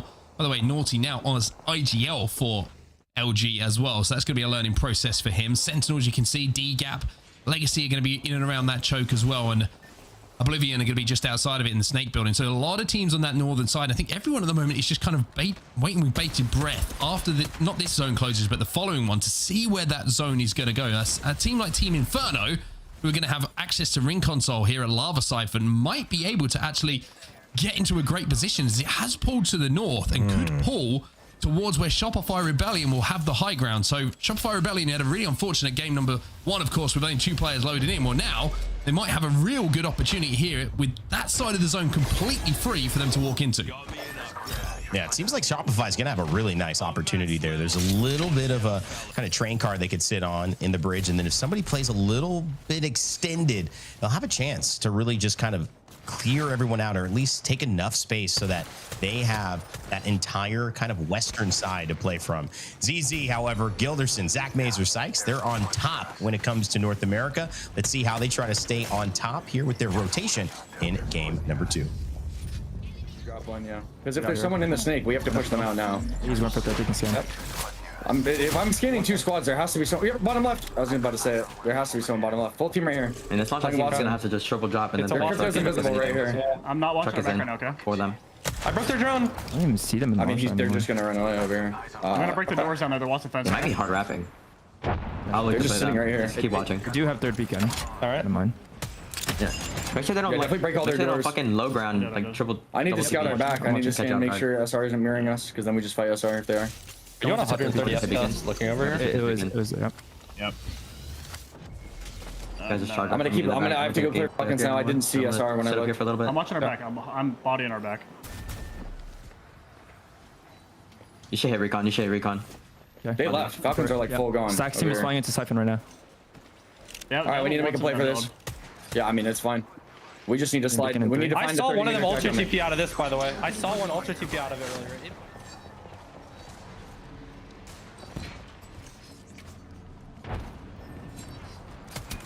A lot of conversation and a lot of hesitation on what to do exactly. Making sure SR, Shopify Rebellion, not mirroring them on the other side. They don't have the information we do, Mark. Shopify Rebellion, pretty close to mirroring them on the other side, trying to come into that choke. They will meet each other quite soon, and hopefully both of them find some places to stay and snuggle up into this next zone, because it's going to be tight. Good shots coming in from Zero, though, with this 30-30. TSM trying to make a very similar rotation here to Falcons, but with that knock, you can see the Falcons have their foot on the gas, on the accelerator. They want to try and push it and not allow this reset to happen. Of course, Newcastle is still going to be alive, as we're actually going to see TSM just portal out, take the Void Nexus and escape. And now Falcons find themselves a little bit exposed in the open, and with Team Inferno still inside of Lava Siphon, they have to be careful here that they wrap back as quickly as possible. Falcons will be safe, will be able to reset here, and wonder if it's going to be a call to play for the balloon instead. Watching with Zero. Just holding outside, just probably checking map, resetting, trying to figure out exactly where he needs to go. And this is the type of play that makes or breaks your day, especially here in game 2. So early. They've got Flat in front of them, 100 Thieves sitting inside that bin.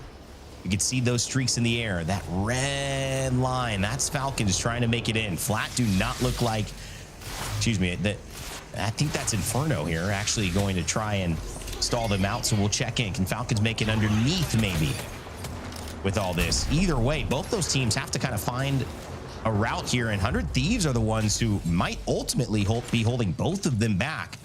Patience, the name of the game here, Mark, is you can see it is Inferno, and Falcons just slowly but surely trying to avoid anything here and get some more crypto scans. Hal actually walling this off and saying, we're good for now. We don't need any more than this. We'll take it. We'll find another way that's maybe a little safer to get in. Falcons probably looking to play for tunnel here, or at least fight through and maybe port down to the S-choke where Legacy Kingdom are. Just in the meantime, TSM were eliminated. 100 Thieves got the final pieces of that puzzle. And TSM, first team out of the lobby.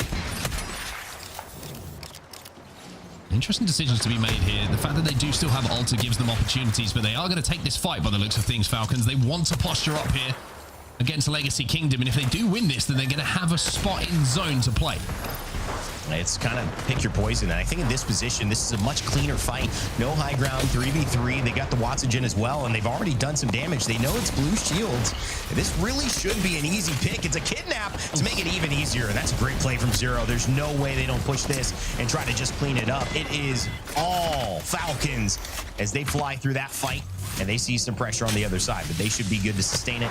It's still going to work with those Watson fences. It's ZZ actually on that other side, trying to maybe just poke, pressure, and they are going to take their Void Nexus back. They heard the shots, thought they could get involved, but realize whether it's Falcons, whether it's SR, whoever it is, they don't quite feel comfortable with that one. Falcons just a textbook EMP push from them. Whilst he manages to hit all 3 players with that EMP, having the armor advantage already in that fight and then chunking away at shields without having to fire a bullet, it's just perfect use of that armor ability of Crypto. Inside, though, of the command center of Lava Siphon, 100 Thieves is going to be forced to fight right now. They got some good damage down, although the Void Nexus is going to be popped again. The 100 Thieves can't confirm any of these kills by the looks of things, and these eliminations will slip away, and they have to still rotate. So they're going to be looking to, I think, play for a very similar position in the tunnel and kind of mirror what we saw from Falcons doing in that S-choke. Elsewhere, you see Stallions under a lot of pressure here, and the problem for them is that Jen has now disappeared, and Falcons are firing in from that S-choke. Albrale's running around trying to play behind a knockdown, but with a shield swap, might be able to survive a few extra seconds here. Yeah, that's Oblivion actually on one side, and could have been ZZ on the other side, who, remember, they took that Void Nexus back? I don't know, but either way, when you look back on Stallion's POV, it's got to be a mistake there. They were just in a tough spot. Maybe it was the only choice they had, but either way, it did not set themselves up for anything but being focused on 100 Thieves as well. Now in the background, Bronzy participating, maybe doing a little bit more than that, because Fun takes one away from Phony. Oh my goodness. Well, now Phony doesn't have to be 25% or 100% of Bronzy. He just gets to go ahead and fight with Bronzy and clean up the kills. Brilliant baiting from Bronzy going down early there to allow Phony to get into a position to hit those massive shots. 100 Thieves, the chemistry off the charts in that particular fight, but let's give all the praise in the world to Phony, taking that off angle and hitting those big shots, that choked up PK. It's a mini sniper rifle, it's a shotgun, it's everything you could want in a single weapon, and Phony putting it to use there. Beautiful stuff from him. See, that's just a good plan right there. Bronzy, you go down, you're the bait, and then we go switch. And that's all we need right there. Phony and Bronzy, obviously some funny discourse there as well over their midseason playoffs. Phony's appendix burst, and Bronzy obviously had a chance to sub in. Phony said, no, 25% of me, a little bit better than 100% of Bronzy. Of course, he doesn't even say that he really said that, but the intention, the message was clear. Get Phony back in, they'll have the best chance possible, and it continues to be the case here. But Bronzy, got to shout him out for continuing to support with all these subs that they've need. Now it's Verhol's chance. He's been the man, the myth, the legend in so many moments for TSM. Can he do it for 100 Thieves here? As he just runs away, he's going to get out of dodge, and that actually is going to be helpful because it'll give him some time. Maybe just enough time to make a play to bring his teammates back, but he's got an uphill battle here. Falcons eliminated in the meantime. Not a great game for them. Verholst, though, still alive, and it's an interesting kind of 1v1 between him and Sacred. Turns into a 2v1 very, very quickly. He's trying to survive, but unfortunately he's going to have to fall here. Just too much to ask of one player in that situation with so many teams still alive. LeaveNoWitness will be eliminated next as well. A Shopify Rebellion, the first time we check in with them. And this is the first time we get to see them take a little bit of damage as well and be forced into an engagement. Zainu is down, the new IGL, or should I say the new IGL for Shopify Rebellion. With Zap joining this squad for this split. Koifel now last alive. 5-star moving in behind them, and from what is a great position, Shopify Rebellion now in tatters.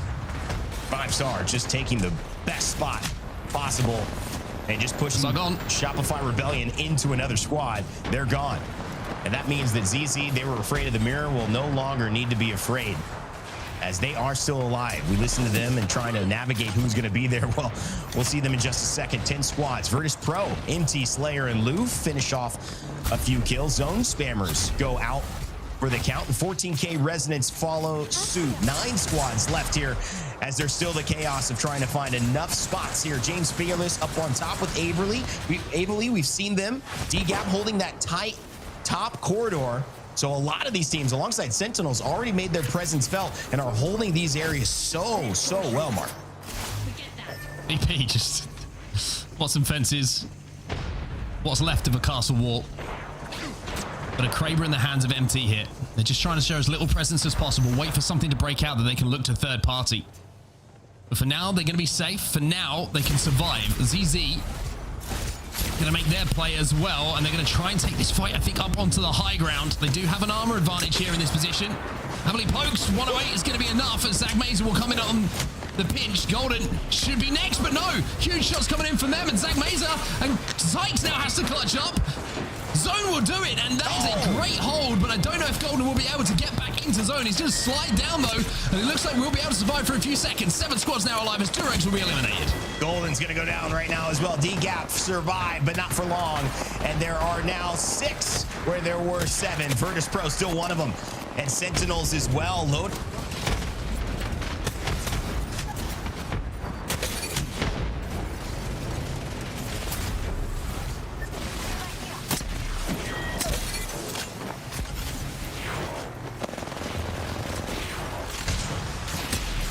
Team Inferno eliminated, Rain Days disappeared, but Skill Cake certainly has not, and Hot Dog Mafia, who dropped over at Thermal, had a good game 1, of now going to hold off the push coming in from LG. Madness takes a lot of damage. Shubi jumps back up to that high ground, and it looks like all of the advantages LG's here, out early in game number 1, but VP still alive here, down on that low ground, but LG hold the height.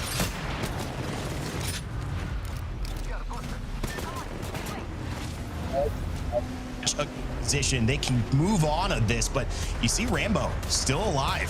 Virtus.pro still in the mix. MT, he's got a lot to prove. Was with Shopify Rebellion, now has a chance to say, again, you guys are choosing to let the wrong IGLs go. MT maybe from that low ground will pull off a miracle, but it's got to be a miracle, Mark, because that is a tough situation. But hey, high ground, they may have to drop eventually. Forget about Rambo.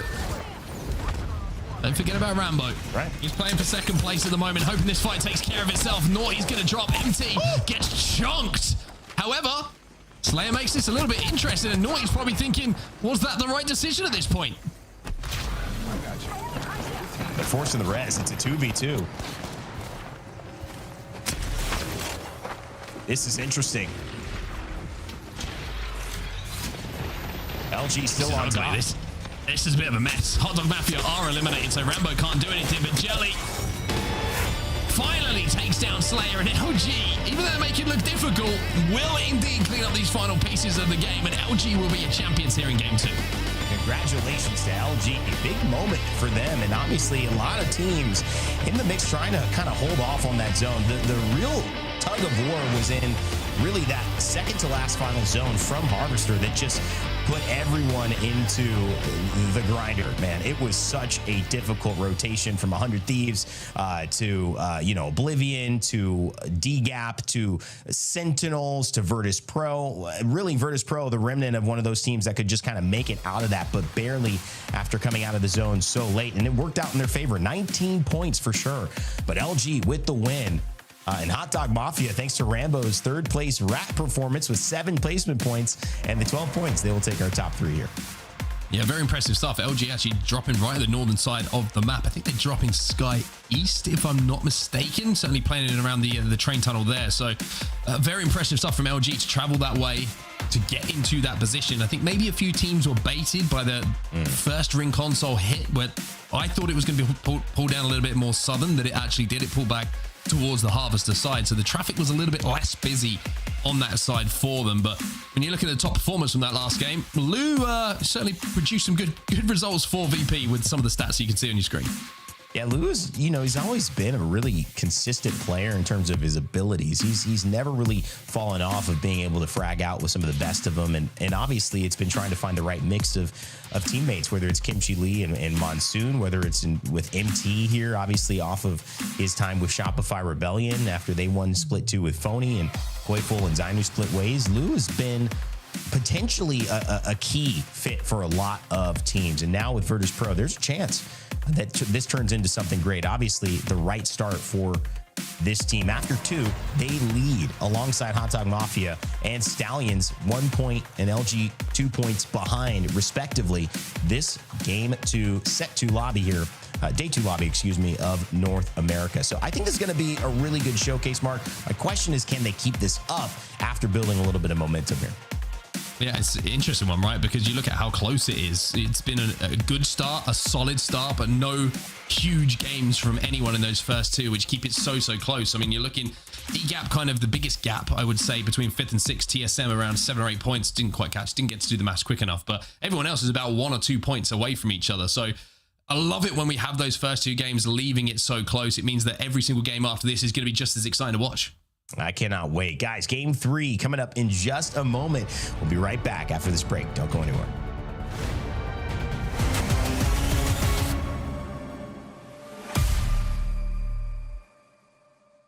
And it looks like maybe this is an advantage of LBI. They have the low ground and they have the caustic barrel, so they're going to stay alive for now. Remarkable team is going to go down. Sato goes to the flank play, doesn't work. Rest of the team has to commit. They will commit. Great damage from the R9 to come out. The tether as well from the Ash is going to land, but I don't think it's going to be enough. I'm not sure what's happening. There's so much Kaylee. They have to force everybody to fight each other. We can see Remarkable team still there as a solo, going strong as Dreamfire are going to take one down. As I say that, bad aim team, Remarkable team go down. It is down to a 3v2 and Dreamfire. You've got to say, this will be one of the best clutches you've ever seen. Yeah, I don't see him clutching those. It's going to be a nice Gen G victory here for game number. Man, this is crazy. Boogie Boarders look really good, but it's going to be so hard because the teams are rotating up, and it's TYK that are come in. They're going to get eliminated. Outcat get eliminated. Boogie Boarders get eliminated. It is QOR versus Gen G Esports, and it's Ziggy and Dexter going to try and bring it home for another win here in our E-District Vegas Inferno. They have a massive fan base who are live right now on Vegas Inferno Twitch, so they've been getting around these boys here, trying to bring the crew in for their first win of today as well. Yep, Team Mango will end up going down. Zakrum's unable to run to a top 2, but it's Cupid Esports going huge at the moment. Vegas Inferno trying to hold on. The shield is too much to handle, yet Cupid Esports somehow trying to survive. As we can see, it's going to be the jump tower being used. It's all happening. S8 down to a solo. Legacy gonna use the Q on the Wraith. Maybe that's enough to survive and win the game, but it isn't. And Kukoi win it somehow. At the moment, the amount of pressure coming through is absolutely ridiculous, and it looks like for now they will survive, but only to potentially get second place as Cupid Esports are taken down by TYK. And TYK are going to move in and get their second win of today, you'd think, unless Sharky has different things in mind, but I don't think it's going to work in their favor. I could be wrong. This could be the clip of all time if Sharky somehow turns this around, but he won't. TYK get the final victory.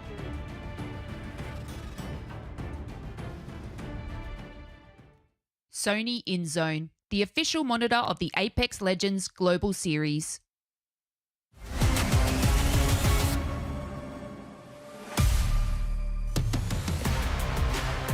Welcome back, you lovely lot, including you, Dan. It's great to have you back, buddy. Game 3 just around the corner. Game 2 all wrapped up. The final time we head to World's Edge now, Dan, before we change things up and we head back over to Storm Point. What did you make of that last game, my friend, watching in the wings? Enjoy. I mean, an interesting one. It was a little bit sloppy at the end, a little bit messy, but, you know, just as in any sport, if you can still win when things get a little bit messy, that does prove that you have that kind of champion mentality squad. When things aren't quite going right, when things aren't perfect, but you're still getting W's, I'd say that is a good sign. Certainly a good sign for LG as well. Like I mentioned, Noi taking over the IGL responsibilities for the squad now, and You're winning a second game of Pro League. You're going to be feeling pretty good, and certainly is going to be good for the confidence in the calls that you are making. Now, he did do his best, of course, dropping here to make it a little bit more interesting for the rest of the lobby, but it is LG who do clutch up in those final moments. Rambo, again, for Hot Dog Mafia, ratting out to a decent placement finish for them. And VP, at the end of things, Dan, after 2 games, top of the leaderboards at the moment. MT saying, hey, I've got life in me yet. Yeah, I mean, we've always said that MT, one of the best IGLs around that hasn't really won a LAN, and maybe things didn't go quite right on Shopify Rebellion, but now has a brand new opportunity with 2 fantastic players as well. So, yeah, I'm happy to see them succeeding. I'm happy to see MT succeeding as well. It's funny, isn't it? Because you get to know and love these players, and you're always sad when they don't succeed. You always want them to do well, but as is with a battle royale and with any esport, really, not everyone can win. Not everyone can be successful, but there is always that what-if chance of when you move to that new team, can it happen now?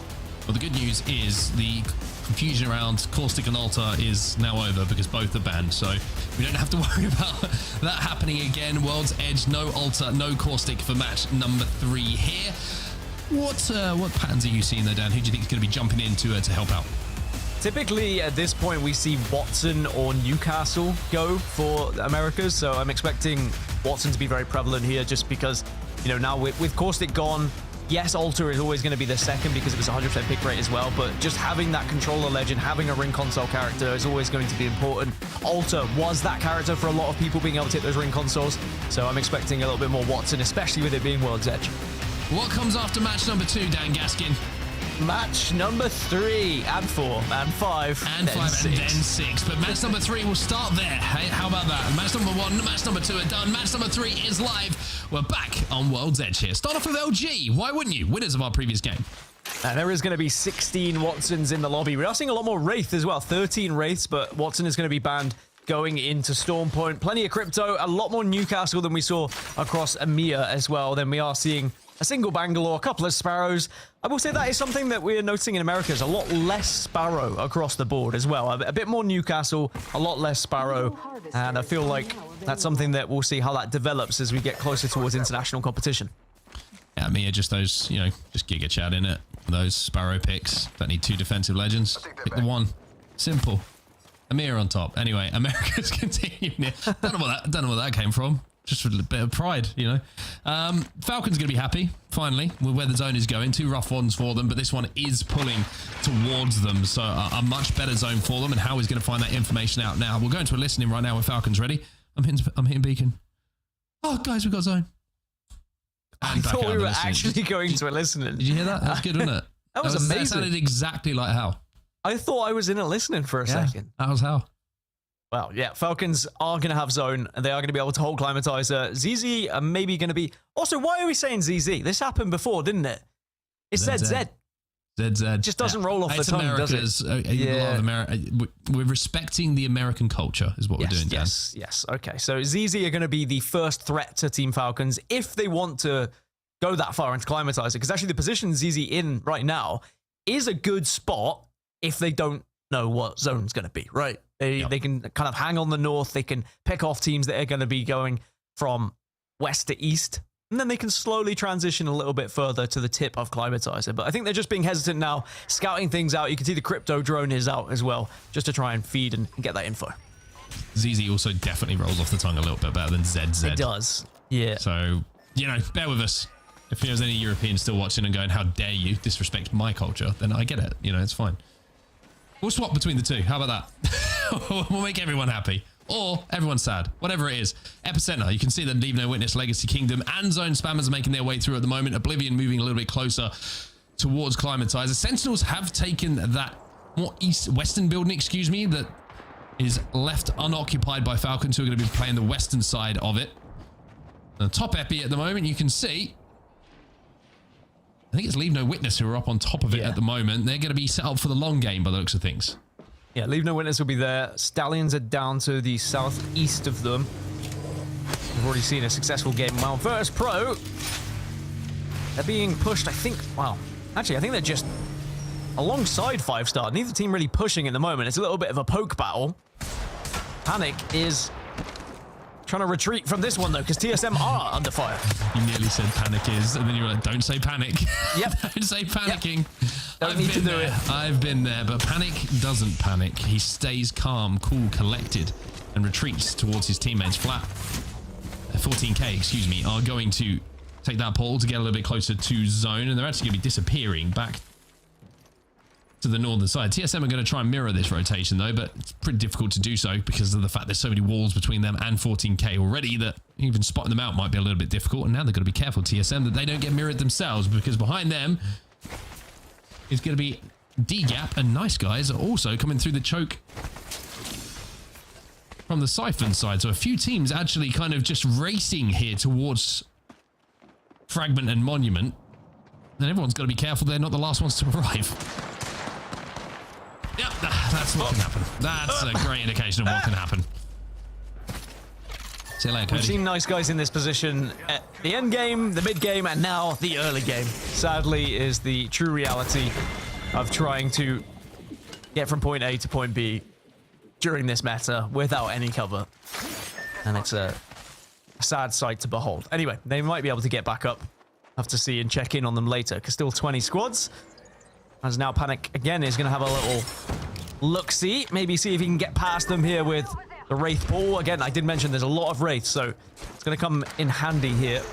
Wraith typically does seem to be the choice for Americas over Ashe, is certainly when it comes to E-District and World's Edge, and I think the reason for that is just the portal is a little bit better when you're navigating buildings and navigating space, and the ability of going back and forth rather than Ashe, unless you are selecting the two portals. Typically, you can't really go back, so you can be left a little bit stunned, but we might see more Ashe come into play when we get to Storm Point. A couple of trades going down from all these teams at the moment. Panic gets the knock onto Avalite and the finish, so she's going to go down, and Bertholz gets the knock onto Duplex. So different players from different teams all finding themselves with one of their compatriots down for a few seconds. 100 Thieves now trying to move in. Finally has to jump into the void to get into position to pop that battery. But it looks like when we were talking about the traffic and the amount of teams who are arriving here trying to move through Fragment, 100 Thieves look like they're actually the last team on this southern side. So they may be able to pinch a lot of different squads who are scrapping with each other in front of them.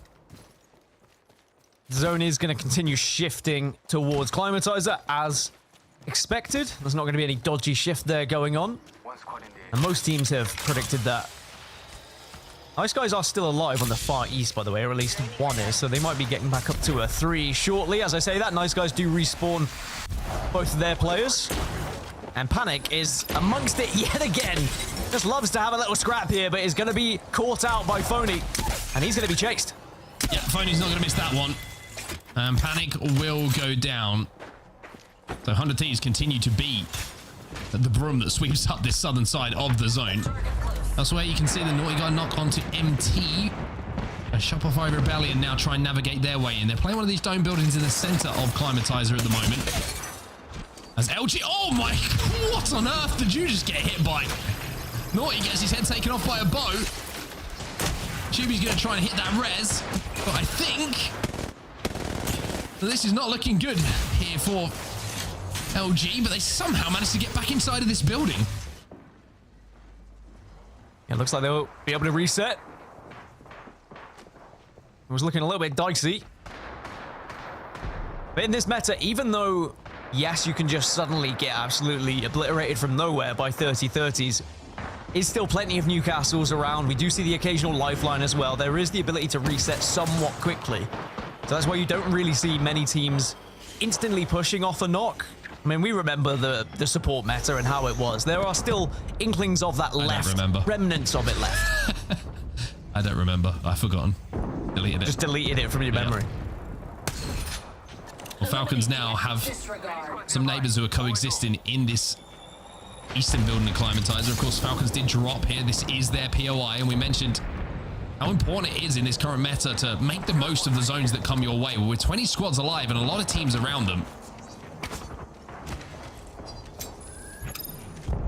still got a lot of work to do here for Falcons.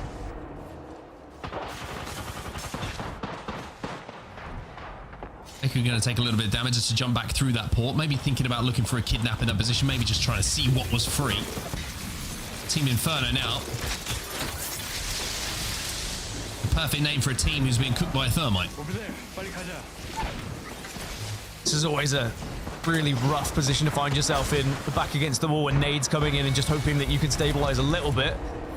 Elsewhere, 5-star, they finally come out of their building. And they were competing portal to portal against LeaveNoWitness. And they will get a little bit of a delivery there.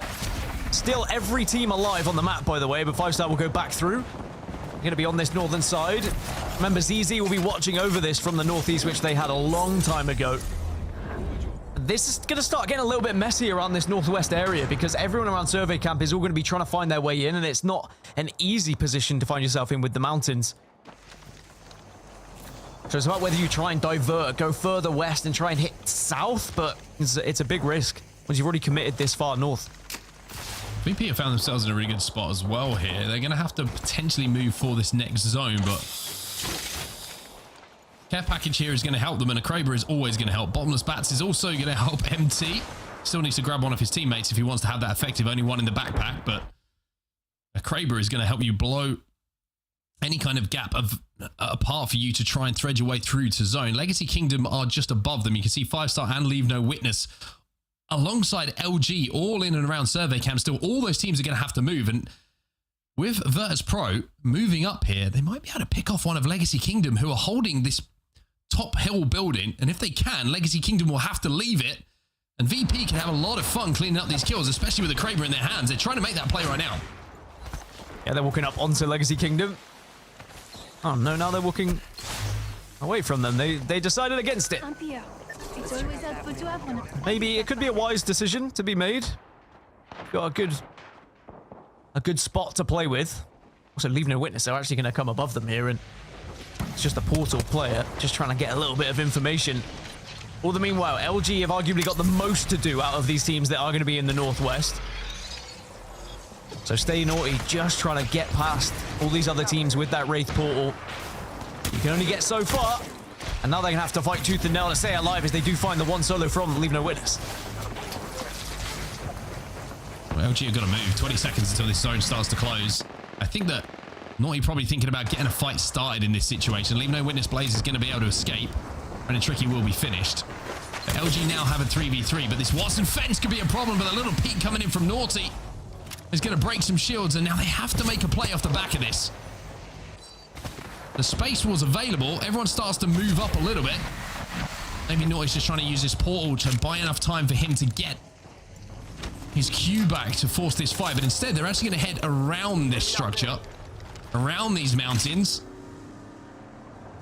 and look to head down to the south a little bit. Yeah, I hate to break it to them. It doesn't get much better on the southern side because you've got DGAP and 100 Thieves there. LeaveNoWitness and TSM solos are also heading this way. A lot of people are going to be bumping heads shortly, and unless you are prepared for it on that defensive side, I think you're going to have a bit of a headache in the morning. LG going to try and just go underneath Epicenter, may just be able to wiggle through and avoid DGAP for now. So it has just about worked out for LG. 5-star do get eliminated. Our first team finally will fall here on World's Edge, but this is what I was talking about. Look at the amount of teams and players, the stragglers that are left over. LeaveNoWitness also fall, though. That's another solo being taken out of the game. Yeah, LG have actually got into a spot here. At least they're safe into zone. A lot of the work that was done, maybe because they got those initial knocks onto LeaveNoWitness, and having not seen those players go down in the kill feed, the final remaining player, they probably thought, well, he's gone this way, has survived this far, so he can't be that busy, and it's kind of worked out here for LG. It's still not a great spot. You can see how far they have to go towards the next zone, and Naughty's going to have a job with that Wraith portal once again to try and find a spot for them to play, but so far, inch by inch, and by tooth and nail, they've managed to get their way towards zone. TSM still with Gent alive, by the way, as a solo, as we now take a look at the other side of zone. Falcons still alive, by the way. Stallions also make their way in towards the building, and they're in a really good spot for this endgame. Stallions in a good position. They will have to traverse a little bit further west from this building. They won't know it yet. We have that extra information on zone. Whereas the teams that are in the Climatizer building, like Oblivion, like Falcons, Inferno, they're all going to be in that final circle. You can see it there on your screens now. The Durags are in a good spot, but again, they're going to have to move, but yeah, there is a lot of open land that is going to have to be played for, as enemy shows that the R99 still hits hard in the right hands. Yeah, zone spammers were eliminated. Well, we saw that portal going down. The Sentinels will lose one. Phony with that bow in his hands is doing a little bit of work in the feed as well, as the Hot Dog Mafia have made their way from Thermal a little bit closer to this zone. LG back on board with them.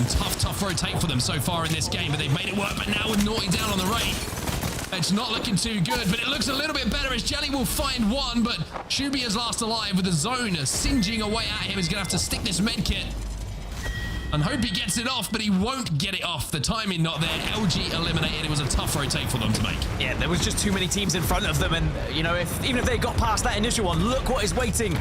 Next up is Hot Dog Mafia are going to be there in this building alongside Nice Guys, 100 Thieves, TSM, and Legacy Kingdom just to the east as well. It's Carnage here in the southwest. And Hot Dog Mafia just able to hold outside this building. They're in a pretty good spot, but they are trying to force this team out at the moment, but they're being very hesitant because they know teams are arriving from the zone. DGAP gone, Sentinels gone, 100 Thieves gone, 13 squads now remain as Skill Cakes will jump in and get the big initial damage for the rest of his teammates to move in and clean up this fight. Nice Guys eliminated a great team fight coming in there. Durags looking to try and capitalize on maybe Hot Dog Mafia being a little bit weak, though, I'm seeing on the map feed. They portaled in, but I think they quickly portaled back out as soon as they saw Hot Dog Mafia had managed to get very healthy very quickly because it was a very successful fight from them. I think they'll be really happy. TSM still alive. Gent as a solo. Trying to get inside, did get spotted. Was hoping just to get in this corner, but that'll be the end of TSM, and we're into 10 squads now. I thought Jen had managed to actually craft some banners there as well. I was just looking on my map overhead, and I thought we saw him slide past one of those crafters that came down. Falcons inside of the building, though. This is a big game for them. 10 squads now remaining, so the placement points start to get more intense and more important. Sykes is going to peek. Will stay alive for now. Falcons will be safe for quite some time as well inside of this building. They just don't want to be safe here, Falcons. We know how they play. They know that they've got to find KP as well. Yeah, Falcons will want to capitalize on this position they find themselves in, with the zone coming right towards where they were dropping. Zero does full send it onto the players he's opposing. And it looks like they'll be able to at least get two, and maybe the straggler gets away, as they don't need to be chasing the third. They will take the two. They'll be happy. They still hold the highest part of this building at the moment. As you mentioned, the placement points start to get a little bit better from here on out. Guaranteed 2 already just from finishing top 10. And it gets better when you get further into it. And Falcons, yeah, they can wait. They can be patient. They can see what happens, because on the south, that's where the fights should happen. But a lot of teams are kind of portaling up to this building now. We now have 6 of the 10 teams still alive in or around or on or underneath this building. In, around, or on, or underneath. They are everywhere. VP trying to play a corner at the moment. Stacked up much like we saw them previously in the canyon outside of Harvester in game number 2. And they're playing as tight as you can get in this situation once again. There's a nade that comes in from Albrelli as well. From distance, VP taking some damage here. MT has gone down. Lou's going to try and drag him back, though. Hot Dog Mafia have been eliminated as we find ourselves in single digits. 9 squads remaining here. VP look like they're going to be able to reset. Stallions are in one of the best positions right now. They hold the East on their own. No one else to challenge them, and they're overlooking the fight between VP and Durags, and they are helping out either team, both teams. They're just doing damage both sides. Durags aren't going to be able to res, though, because you can see Stallions will press up. They don't allow it to happen. They've got a portal ready so they can go back as well. Yeah, Stallion's just creeping forward, just making sure they don't overextend. They don't do anything silly. Durags will be eliminated. That solo is now gone. Stallions will have to get Albrelli back onto his feet. Shopify Rebellion have also just been eliminated as well. So VP survive. Not for the first time in this game, showing great survivability. And look at MT, he's just swinging out right now to see if he can get a shot for this Kraber to hit. By surviving, VP do find themselves in a pretty commanding spot as well, because again, you are away from the majority of the pack that are all around this building. So VP, Stallions, they're kind of been poking at each other because they're going to be the 2 teams with the biggest chance of winning this game. And then, of course, we'll have the surviving team from this massacre that's about to happen in the Climatizer building.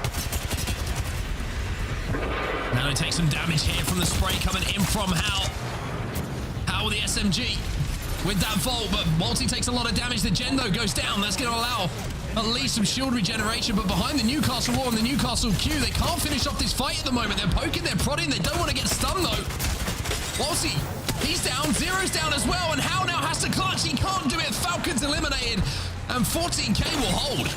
VP also went down. ZZ were able to push out, take their spot, and now ZZ in one of the better positions. Oblivion are currently fighting Stallions as well. They portal to try and take mid-zone, and Stallions have not been able to shut them down. They allowed them to get the wall down, and now they are a nuisance. It is a real struggle to try and take this team down. They're going for a play. They want to try and kidnap. The fence just stunned him, though, and you can see that Alb just slowed everything down. I like the idea of the play, but the Watson fence is just enough to catch him before he jumped into the void. ZZ now trying to move up to pinch onto the team inside of this wall. Inferno eliminated in the meantime. And Gil just jump peeking at the moment, jump shotting. Finally going to be starting to be swung here. Sykes will go down. Gil will go down as well. Zach is now on his own jumps to try and hit the EMP, but now he has to worry about zone. ZZ will be eliminated. Stallions still fighting tooth and nail, but 14k, very healthy here, and Oblivion are still being a nuisance. This is a 3v3v3. Stallions eliminated. Find the last alive. When we talk about the hot dog mafia, well, he's part of the hot pot mafia, and he's going to fall as well. 14k will be your champions of game number 3 and close out World's Edge. God, players just fell like flies then. Very difficult final circle to navigate. You really have to be having your head on a swivel there to try and get as much of a damage output as possible. Impressive that 14k stayed that healthy throughout. I think they deserve to have a win, especially considering some of the games they've had today where they've got to that final circle, not necessarily been able to find the W off the back of it, but this one kind of went a little bit more in their favor. They were able to avoid a lot of that gunfire that was happening, found a safe spot, and now they call themselves winners for game number 4. Very impressive stuff from 14k as well, and another different winner that we have here for the Americas as well. Did I say game number 2? Game number 3? No, I said 4. Yeah, oh, you're ahead of time. See, I've confused you now by asking what's next, and you went...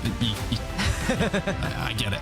14k though, 19 points on the board, 7 KP for them. ZZ though, 15 points overall, 10 of those coming from KP, and really are showing some heavy slaying power, as you would expect with a team with Sykes and Guild on. So impressive stuff coming in from them. Stallions again with a great finish though, and Team Falcons, I think that's the game that will hurt them. That's the one that will frustrate them a little bit, Rain Day. Getting the zone coming your way and not being able to make the most of it with either KP or placements. I think Falcons will look back at that one as an opportunity missed. Absolutely. I mean, Falcons obviously a team that knows how to go back to the drawing board and assess these things. The question is, though, can they keep that energy positive? We know also that they can sometimes start lashing out, get the vibes wrong. They're so strong in general that they could have a bad day. Just saying, you know what, scrap it. We'll be back. We only need 9 days. Some of these teams need 10 in order to perform. So obviously we hope they bounce back, and especially you if you're a Falcons fan. But 14k resonance, Nano, Qzier, Luda Reality, big win. And obviously 2 over 1k damage games. But if you think that's good, take a look at Stallions. Maybe not the most exciting in terms of points, but 3k drop by Albrelelli. I mean, that's an achievement in any Apex Legends game, ranked or otherwise, but doing it in a pro league, guys, that's pretty dang impressive. Stallions obviously off to a great start here after 3, and they take the lead here with 36 total points. 14k resonance, thanks to that victory just recently, 19 points added to the total. They get here in 2nd place. Hot Dog Mafia still staying around strong. Virtus.pro and LG with DGAP in that 6th place. Notably, DGAP hovered around 5 and 6 over the course of these 3 games. If they can keep that up, that will be a great finish for a squad of James Fearless Golden and Avely, as we welcome you back here to kind of this halftime desk. Rain Day, Onset, and Gaskin, you guys just cast that last one. But what I loved about, kind of seeing the way, again, this has turned out is just the parity amongst all these teams. We are seeing blow for blow. We haven't seen the Alliance take 2-3 games. Although they did win EMEA, Falcons have struggled. They found their way here in North America to be successful in good spots, but they're not dominating these games. Again, just giving us more clarity that this is going to be a meta where people are on the fly figuring things out. And you're going to get it wrong sometimes, for sure. So, I love that we've kind of highlighted their struggles, their potential, and of course, a map switch coming up after 3, after these players take a break. But right now, we've got a chance while you're all here to let you know what you might have missed over these last few weeks, especially if you know that the ALGS is starting, maybe Split 2 picked up, but you didn't catch weekend 1. It was just 1 day after all. And then now weekend 2, you're kind of just jumping in here saying, oh, we got games this weekend. Great. Well, here's what you might have missed so far. First of all, I love the fact that we're seeing these legends be so contentious, but typically, you know, in Meta's past, you might have noticed it was Alter and Ashe getting the decision. Those characters bring so much mobility. How could you not be fighting over them? But let's say you are later into this series and you don't have an Ashe. Well, how do you somehow close the gap on a team? FaZe Clan gave us a very creative answer to that last weekend. Check it out. Let's see if FaZe takes this fight. Ready? I'm going. Yeah. I'm chilling. What in the am I watching? To make a play happen here, because even if they manage to somehow magically make trades right there, they're probably going to end up thirded on as FaZe tries to boost in right underneath Citadel Gaming. Can you EMP and I can scan them? Climb on backside right now, all three. Scanning. We're all EMP. I'm EMPing, peeking. I'm peeking top. Can we swing in? Yeah, I'm waiting for one more. I'm jumping up. Let's go. Nice, guys. I'm smoking. Good job. Are you kidding me? The 3 tridents? Oh my goodness, FaZe made the play they needed to. That triple clock boost was crazy. You gotta love it, guys. That was always a little bit of fun. It makes me think of Apex card. Is there a way to use these tridents? I know, again, when Olympus showed up, we always thought there might be some mini game that shows up for us. So far, you got to make your own mini game, just like FaZe Clan, and they have a great push and some nice PK shots after the climb and the EMP as well to close out and grab that building. But I want to know what's going on with Apex South. Mark, what happened over this last match day to put them in their region as it stands? To simplify into one word, a lot right now, because we had a double header. We had lots of action from Apex South, and Boogie Boarders were the team to really talk about when it was all said and done. Very, very strong performances from them, winning back-to-back matches in 2 and 3. In match 3, they actually got 16 kills, which is rather impressive, if you ask me. We'll see some highlights coming in from the Boogie Boarders as well. They also find themselves in the top 3 for matches 4 and 6. So if you're looking for consistency, Boogie Boarders really did have it on lock. We also saw Dreamfire rocking a new roster as well, with 3MZ, Bolin, and Zuzu showing up to get second overall with 2 match wins. They came in match 4 and match 6, and they were also able to find themselves with the top 3 finish for match 1 and match 5. They had a very strong Storm Point day, not getting below 3rd place for those 3 matches. So Boogie Boarders and Dreamfire really dominating things when it came to Apex South on the first of the 2 match days that we're going to talk about. We'll just have a quick look at match number 6 and what happened as well, because this was Dreamfire's game that they managed to close out here. You can see on Storm Point, playing the water spot, waiting for the teams to move in around them. 3 squads remaining, lots of space to play around them as well. And Zuzu on the Newcastle with this 30-30 in his hands, looking very, very impressive. No surprise to see Boogie Boarders also involved in that end game, but it was a very, very solid day number 1 here, and I think it's only right, Dan, that we throw it over to you very soon, because we had match day 3 almost immediately afterwards. Well, it wasn't. It was a day later, but you know what I mean. It felt like almost immediately, especially with the time travel they have, and the fact it was, 16 hours ahead of us. I still can't get my head around it. I try and keep up with Genome's stream as best as I can, but I'm meant to be sleeping, I think. Anyway, it was a very close day. We had TYK, Tom Young Kung, who were one of these teams that we have seen perform very well, but they were also going up against Gen G, and it was a very close series. It started off with TYK getting the first match under their belt, starting with a win, starting like a dominant force, but then they fell off a little bit going into match number 2, and that's where Gen G really started to show up. Gen G had 2 back-to-back match wins. One of them even was a 16-kill match win. That was this game, match number 2. Gen G not only gained the W, but with 16 kills as well. They absolutely destroyed the rest of the lobby in such a commanding fashion, and we were thinking, all right, maybe Gen G are going to be on top. Maybe this series is going to be theirs. But it was kind of a push and pull throughout the entire series, but it was only until match 6 where TYK found themselves in these final moments, and they needed to win this game to win the series by 1 point over Gen G. And going up against S8UL, it was not going to be a guarantee, because we know how good S8UL could be. And even when Sharky was on his own in a 1 versus 3, pulls out Sheila, you think, there's still a chance here. But sadly, it was taken away. TYK did get the win. They did win the entire series by just 1 point over Gen G.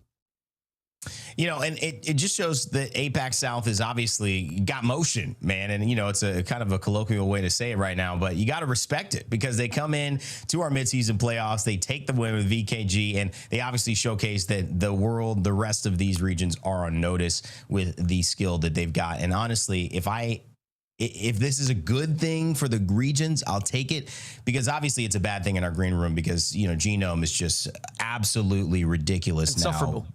And insufferable to be around with APAC doing so well. So I'd argue outside of the green room as well, personally. we're not going to get into that part, but I mean, I got to say, I mean, geez, you know, APAC, we love you and we're taking the hit for you in the green room. Okay. So anyways, guys, we obviously know that we've had a lot of fun over these last few weekends. We're continuing to have fun, but it's 3 games in. We got 3 more to go. And in fact, for those who want to stay up to date with maybe some of the content that we're putting out across these, maybe you do want a highlight package, but you're not catching the live broadcast, check out Instagram and TikTok for our Play Apex socials. It's brand new, putting a lot of effort into it. And by effort, I mean new content you're not seeing anywhere else on these platforms meant to succeed there. So many of you most likely have those platforms. If you don't, consider grabbing it because it's more ALGS. You're here watching, you're listening to me. That means you probably would be okay with what we're posting on TikTok and IG. All right, my friends, it is time to get started. I think, guys, you know, as well, Mark, you have been on this show for quite a while, my friend.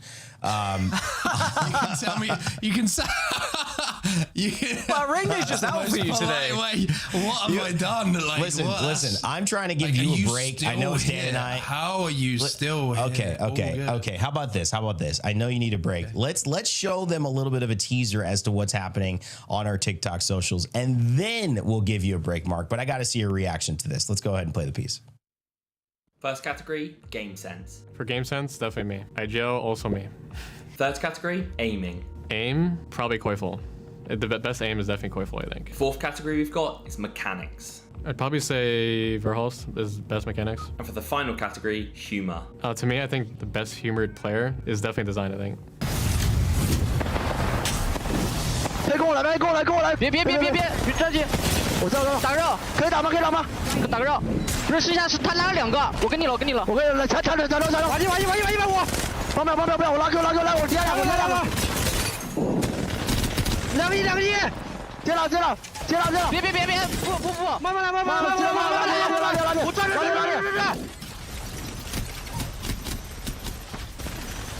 来，我发射了，再来。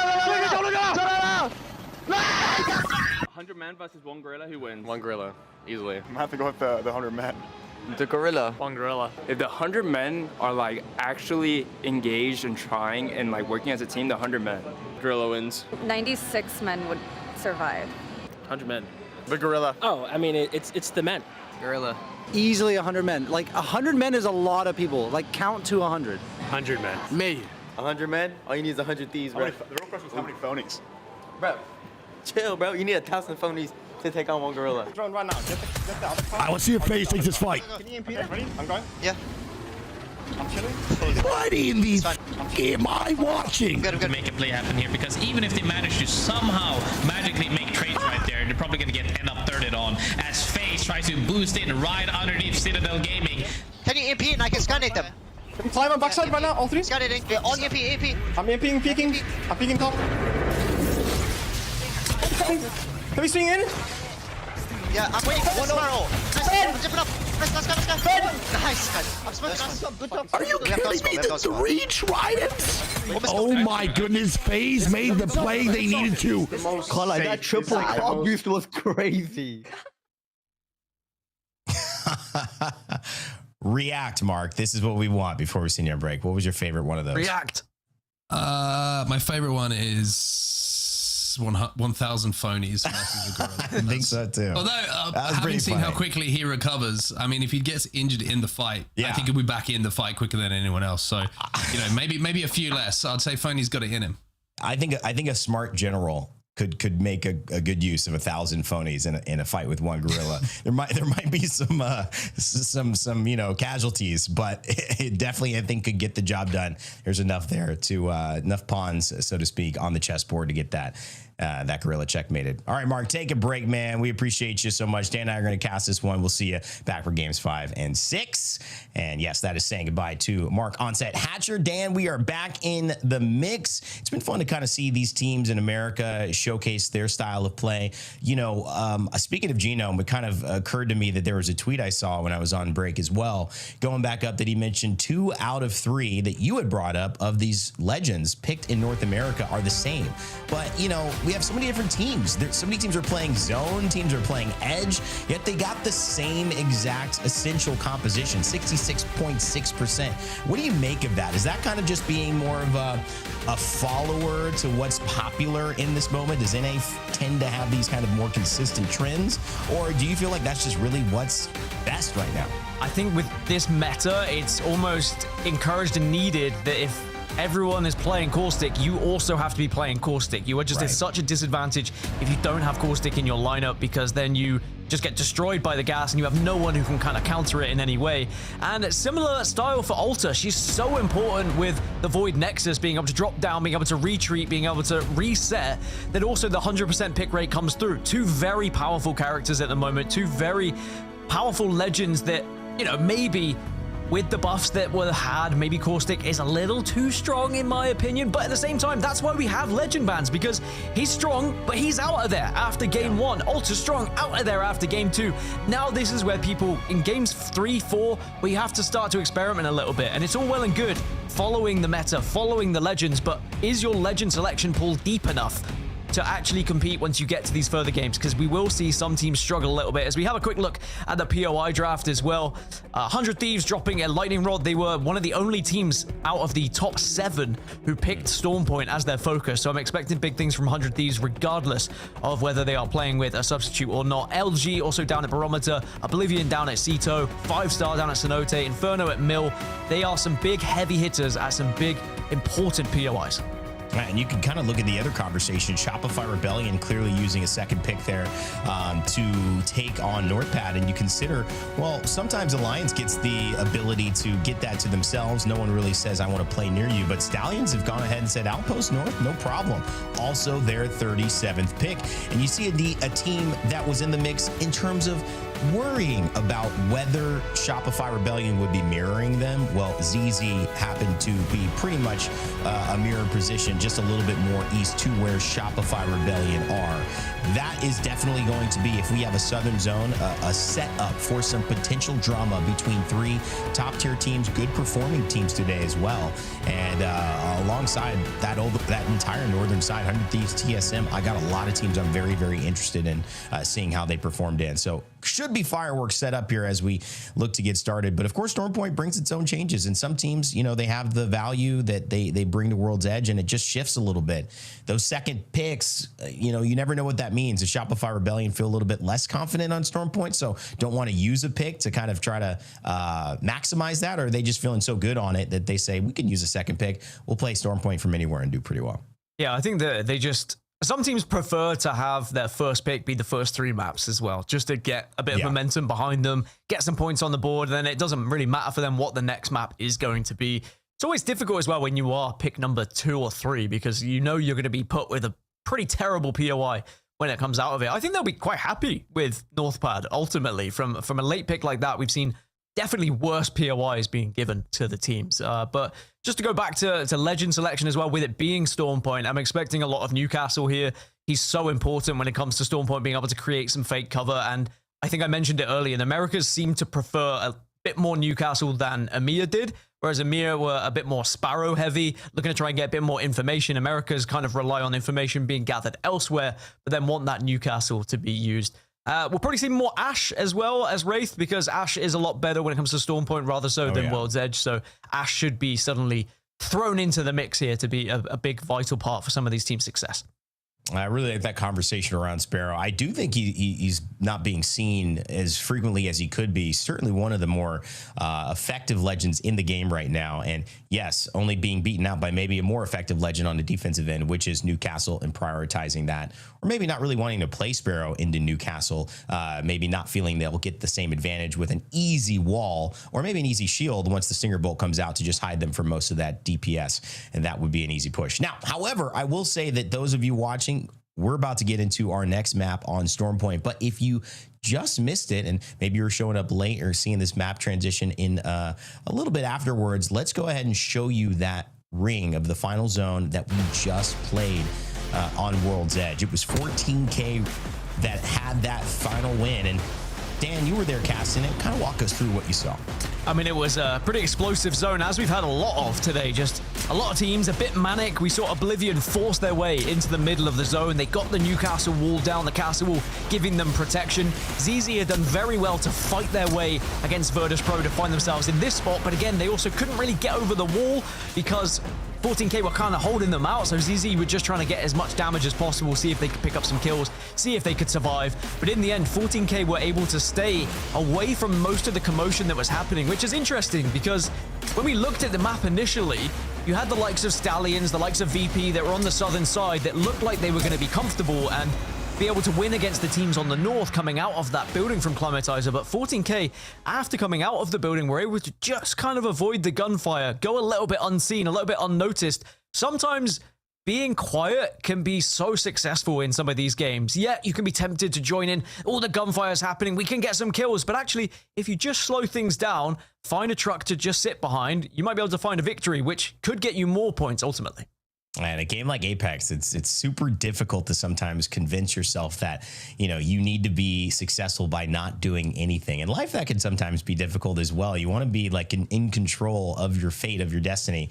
But there are other ways that can happen. Speaking of a team that, you know, has been in control of their destiny, although it hasn't always worked out. You saw them in that final three. It was Stallions, you know, Alberlelli, Enemy, and Crook. They have worked together really well over these last few months. I would say probably 6 months since the open and really beyond, because they have shown that they not only have a very good sense of getting into zone, but they're extremely talented and effective fraggers as well. Enemy particularly, who had his run with Designful and DSG and really tried to kind of build up a legacy there for that org, which did well in the ALGS. No longer a part of it, but honestly had a really great run. And I think Enemy's now found a home that I wouldn't have set it out the gate, but fits really nicely for him. And it leaves Alberlelli to be the best version of himself, which doesn't have to solo frag so hard and can be creative with some of these decisions, knowing he's got a really solid player in Enemy and a really great zone, kind of IGL essentially in Crook, knowing where they need to end up playing. Dan, what are your thoughts just on how Stallions have shown up today so far? Obviously, getting closer to leading the pack in North America after 3. I think their zone calls have been very successful.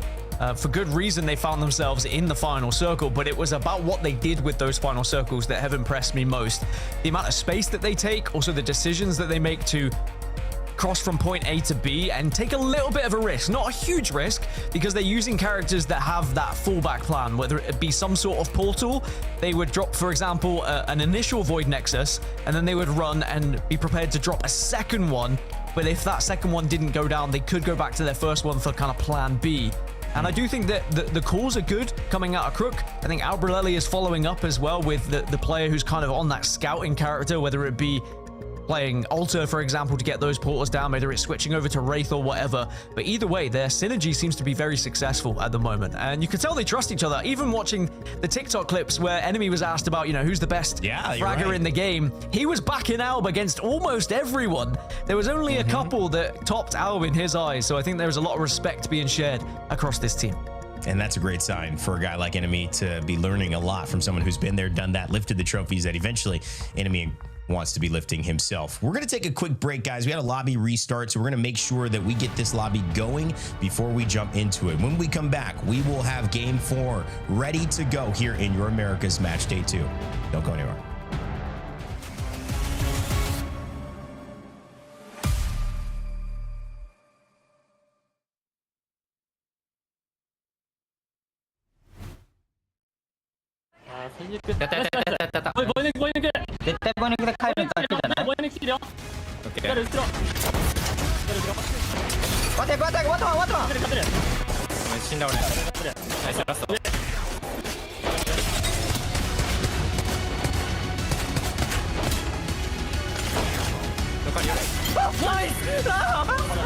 I guess I can leave them. And look at the shot control there by Asia, and he's going to move in and clean up. Remarkable team. And we now have a Gen G versus 5 Fears fight to finish off game number 2. And Asia is cooking. He is absolutely 5 Fears. They are the ones that are Go-Gaps will get to the low ground with F4 as well as Tail, but it's all down to the solo here. And as that fight started, it finishes with Asia. Cito didn't have beacon, so maybe they can't sell the zone. C-Node had beacon, but I don't know.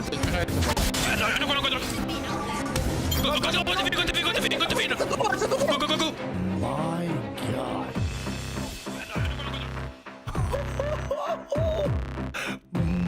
My God. What in the did I just watch, brother? That boy just hit a drive-by lick from how many meters?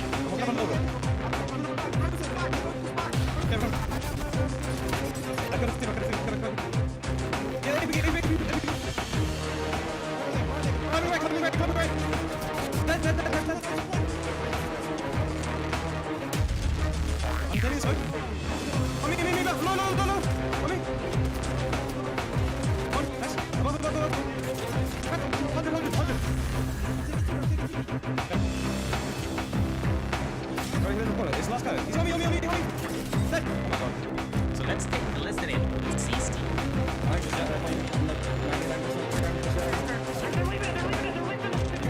You guys need to leave me and go deeper. You're getting cleared. Come to shack. Come here. I have Moby. I can grab his banner if he does. I might be able to crawl in. AB, you fuse all. Put it on 2. Wait, one. Reset. Full reset. Get spikes down. 待って、岩取って。右、ゆっくり。ラクト3分、3-1、これ今。右スイングしよう。いや、行く。ナイスだ。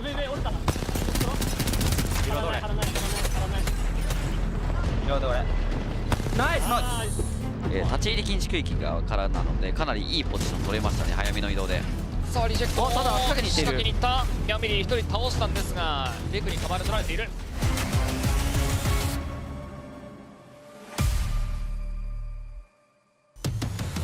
We should be back here ready to go, Dan. Just a quick break as well. Hopefully you all had a little bit of time to stretch your legs, grab a glass of water, and now it's time to get into game number 4 as we switch things up, switch maps up, and welcome you back into the action. Rain Day here, Gaskin, and of course you at home interacting. Who do you think has this one, chat?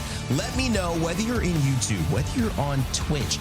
We want to hear from you because it's always fun seeing the interactions. When we're live, when we're at LAN, oh, it's so great hearing you guys come up, what you think about the team, seeing your jerseys. We can't get that here online, so you gotta show up for us here in the Twitch chat so we can know, and we'll shout you out as well when we can towards the end of the show. But Dan, let's take a look at where Game 4 on Storm Point setting us up because the zone's clear to stay and it's right in the center.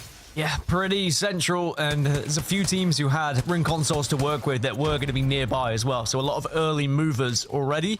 As you can see, if you do a quick scan, we do have 10 Ashes, which is the most legends. So Newcastle survives with 9 Newcastle, so it was a very close one between Ash and Newcastle, both very important to a lot of these rosters, but it is going to be Ash who is gone for the next game. But that means that, you know, we will see a few more Wraiths probably pop up. Pathfinder starts to come into the equation as well. Rampart, we've got 7 Ramparts. We've seen a lot of popular choices of Rampart coming in from EMEA as well. Only the 5 Sparrows, so again, Sparrow not being heavily used by teams. But certainly it's going to be an interesting game with a lot of Ashes going to be able to portal past other teams if you're trying to make those rotations. Obviously, this is going to be an interesting one. We know ZZ was in contention with Shopify Rebellion in some of those early fights, but we know TSM landed above both those teams, and now that's what the fight is. Ash showing off the movement and why this character is so valuable, especially in the hands of a player like Gilderson's. Zach and Sykes trying to follow up, but taking a little bit of the safer route. Don't want to engage fully on a team who's got that high ground, and recognizing it might be TSM. Say, you know, we respect this. That guy Panic, he's been hitting some shots. So while we do have a chance, Duplex standing guard's going to act like the bouncer and say, not tonight, fellas. Take your business elsewhere. Duplex would be a great bouncer as well, I will say. If Duplex was going to... I'd listen to him. If he was controlling a nightclub, I would be like, all right, man, you want my ID? No sweat. And then I'd be like, doop, as I walked in, because I am of age. Anyway, Team Falcons Are they going to get that game? You know, in EMEA, we had a situation where the most dominant team in history in the region, Alliance, were struggling in the early stages, but then they had a 31-point game to finish it off. That's the type of thing that Falcons can do as well, I feel. And, you know, it didn't happen last week. They didn't have the best of weeks. It wasn't terrible. It wasn't the best, but I think that Americas has teams that are capable of that as well. And that's what's always quite terrifying about these lobbies is you can be ahead and then suddenly out of nowhere a team just comes right back into it with one banger game. And it's interesting, Dan, we saw this sometimes, you know, in real sports, and I might hold this thought here because it seems like Verholz wants to get a little more aggressive than would allow for a bit of a story there, but as he pays attention with the fuse, just going to hit some spiders and knock away, warding and holding down this line in case anyone wanted to show up as some easy KP. But, you know, you see it in sports all the time. Really, a lot of teams go down. Bad call by the ref, you know, an unfortunate foul. You know, you let your eyes off the ball for half a second, and now you're down 1-0. It doesn't mean you were doing anything wrong. And I feel like I'd love to talk to Alliance, teams like Falcons, when they get in these moments, because is it just a matter of saying we're doing things right, we're just not having the ball bounce our way? Or do they actually make these concerted fixes mid-tournament? I think that's interesting for not just me, but also I think everyone watching, because these slumps do sometimes feel unrecognizable. Why are they playing this way, and how do they get themselves out of it? I mean, it's a marathon, not a sprint. Even though, yes, there's 6 matches, it's also 9 match weeks. So consistency is the key in a battle royale. You are not going to win every match. Even if you are the best team, hands down, across history, you are not going to be able to win every game. The zone is not going to necessarily pull your way. You are not necessarily going to get the weapon arsenals you want at your drop. You might get contested by a team. They might just be able to invade your POI. You might get a team that just rats out and suddenly catches you off guard with a little bit of an ambush. There are all these different things that can play factors. Even if you play perfectly, there could be things against you. So the best team is never going to have the perfect game week, but the expectation is there, I think, because we went through a period of Apex where we only had 2 teams that were winning it. And we were like, all right, these are the best teams in the world. These are the best players in the world. No one else is really touching them. But the tides have changed. And even though we did see Falcons lift another trophy, Falcons did find themselves on top yet again, other teams did catch them up. And teams are starting to become a similar kind of standard that they've all set for themselves, where the expectation is to be at the top. And there's privilege with that expectation. People have assumed that you will fulfill this role that they've built you up to in their head. And that's because you've done well. And so honoring that aspect of your career instead of fighting against it or wishing people just didn't criticize you as much, that's to me always the athletes and the players that I've respected. We have many of those players in the ALGS as well who take it on the shoulder, on the chin, and say, you know, I didn't play well. I know you guys expect that. We're going to get the job done next time. And they show up. And very often, you're right, as this all started, Dan, they have that game at the end, which make us realize, you know, it was always coming. We were just the ones who got scared. They were confident. It was us who had lost faith. And of course, that leaves us with maybe the question the Falcons could do the same. Still, lots of games to decide, even this one, but that zone is certainly pulled. It was towards Command Center. It's now dropped a lot more south here where these teams have anticipated, Dan, and that leaves TSM, ZZ, Shopify, Rebellion, and Stallions all outside the zone trying to find a way in here when it's already pretty contested. Yeah, this is going to be difficult to find your way into this zone. You can see the amount of choke points you have to go through, and those chokes have already been pretty heavily set up on. You can already see a few rampart walls, well, a lot of rampart walls that are set up in some of these areas as well. The rampart teams have found a place to call home already, which is not very fun for everyone else because you're going to be going up against an absolute fortress and Sheila spraying you down. So you do have to be careful and maybe plan accordingly if you see a rampart team, and have maybe a plan B in the back pocket, whether that's Ash portaling in, getting past the team, for example, rather than trying to take them on head on. A lot of things are just decisions that have to be made on the fly. You can always analyze the map, you can get your scans, you can get your ring console, you can have a plan of what you want to do, but then the best IGLs will always be able to make those decisions on the fly to switch things up when they need to. And sometimes those IGLs will look towards co-IGLs. They'll look towards their fraggers to make the decision. If a fragger truly believes they can take on a team and say, look, yes, this team's set up here, but I think we are in a good position that we can fight them. Trust me, the IGL's gonna be like, all right, you know, let's go fight them. And sometimes you do have to just believe in your teammates a little bit. Similarly to how Go Next played in EMEA earlier on. They just trusted in their team fights. They were aggressive, and sure, they didn't win the whole series. They came second in the end, only because Alliance had that incredible final game. Else they would have won the whole thing just by believing in themselves, believing in their team fighting ability half the time. And that confidence is sometimes shocking to the enemy teams, saying, well, this team feels like they can push me. I mean, what do they know that I don't? That's what Skittlecake's trying to make sure he can implement here in this push. Jumping over, grabbing 16 with the Mastiff. This should hit a lot harder if he can find the angle onto Serial, and he can. That's 32, double damage, misses the third. And so now this is going to be kind of moot. Both teams realize they're there. Nobody's really going to cross this fence line unless there's a very obvious way to benefit. How big are the holes in this fence, by the way? I mean, my gosh, that tether went through. Might need to call someone out here to redo that fence in there when this game is over. But Hot Dog Mafia staying on the aggressive side, and they like that. Still 20 squads left here with round 2 closing. A Jurassic fence restructure would change everything, actually. If it was a solid wall and it was taller, that would really change things. I think it would be very difficult to get in and out of. But alas, maybe that's something we might see one day. I mean, this fence could use with a lot of reconstruction. I think it's not really doing its job. I think there's a lot of dinosaurs escaping because of it. Yeah. But maybe we need to look at that fence first before we start to look at the others. Stormpoint HOA. I mean, we need to get a call here, guys. What do we pay them for? That's right. I mean, where's this money going? At the end of the day, listen, it ain't cheap. Let me tell you. ZZ here on the move as well. Gilderson, Sykes, and Zach Mazer, players who all are known for their own unique journeys. And Apex about to have a unique journey right here with Duplex. Does he know? Well, Ash Portal, he may not know. He may not care because he knows he's getting ahead of it. Certainly knows now that those three were there. Could have been an opportunity for a little surprise. But ZZ, yet again, like very Zach Mazer IGL teams, playing late, playing around the zone, taking their time, almost as if they have unlimited of it. Enemy gets very quickly dealt with by 5-star. So many teams scrapping in the red at the moment. The rest of Stallions are able to get away, and will hope to try and be able to craft that banner. Of course, don't have the ability of grabbing it via altar anymore. Do still have a few cryptos in the lobby, though. They can grab the banner that way if they don't fancy crafting. As now we look across to Shopify Rebellion. There's a big chunk from Koiful.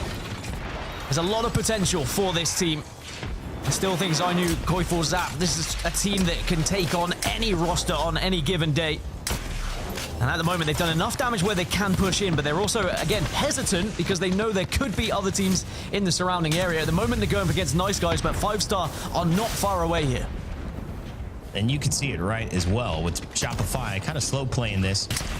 This is the conversation. They know that they want to take this fight. They're confident in taking it. But in this process, the decision-making of how to take it has sometimes been too ineffective. Koi goes down as a result of this tango, this do-si-do that these teams have done, and they've allowed another team to jump in here, and it's A1s and 5-star alongside Serial Cat, who were just pushed through, who now have maybe the last laugh over Zainu and Koiful. It just may be Zapto has to make a way and find a way to reset, because this is 3 players against another 3. And just as I say it, Zainu finds a corner, finds one, Zap finds another.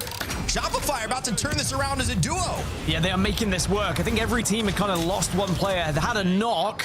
Shopify Rebellion also pulling away because they noticed there is other teams that are potentially going to join in on this one. It's ZZ now getting involved, and ZZ going to capitalize on everything that just unfolded in front of us. 5-star the first to eliminate.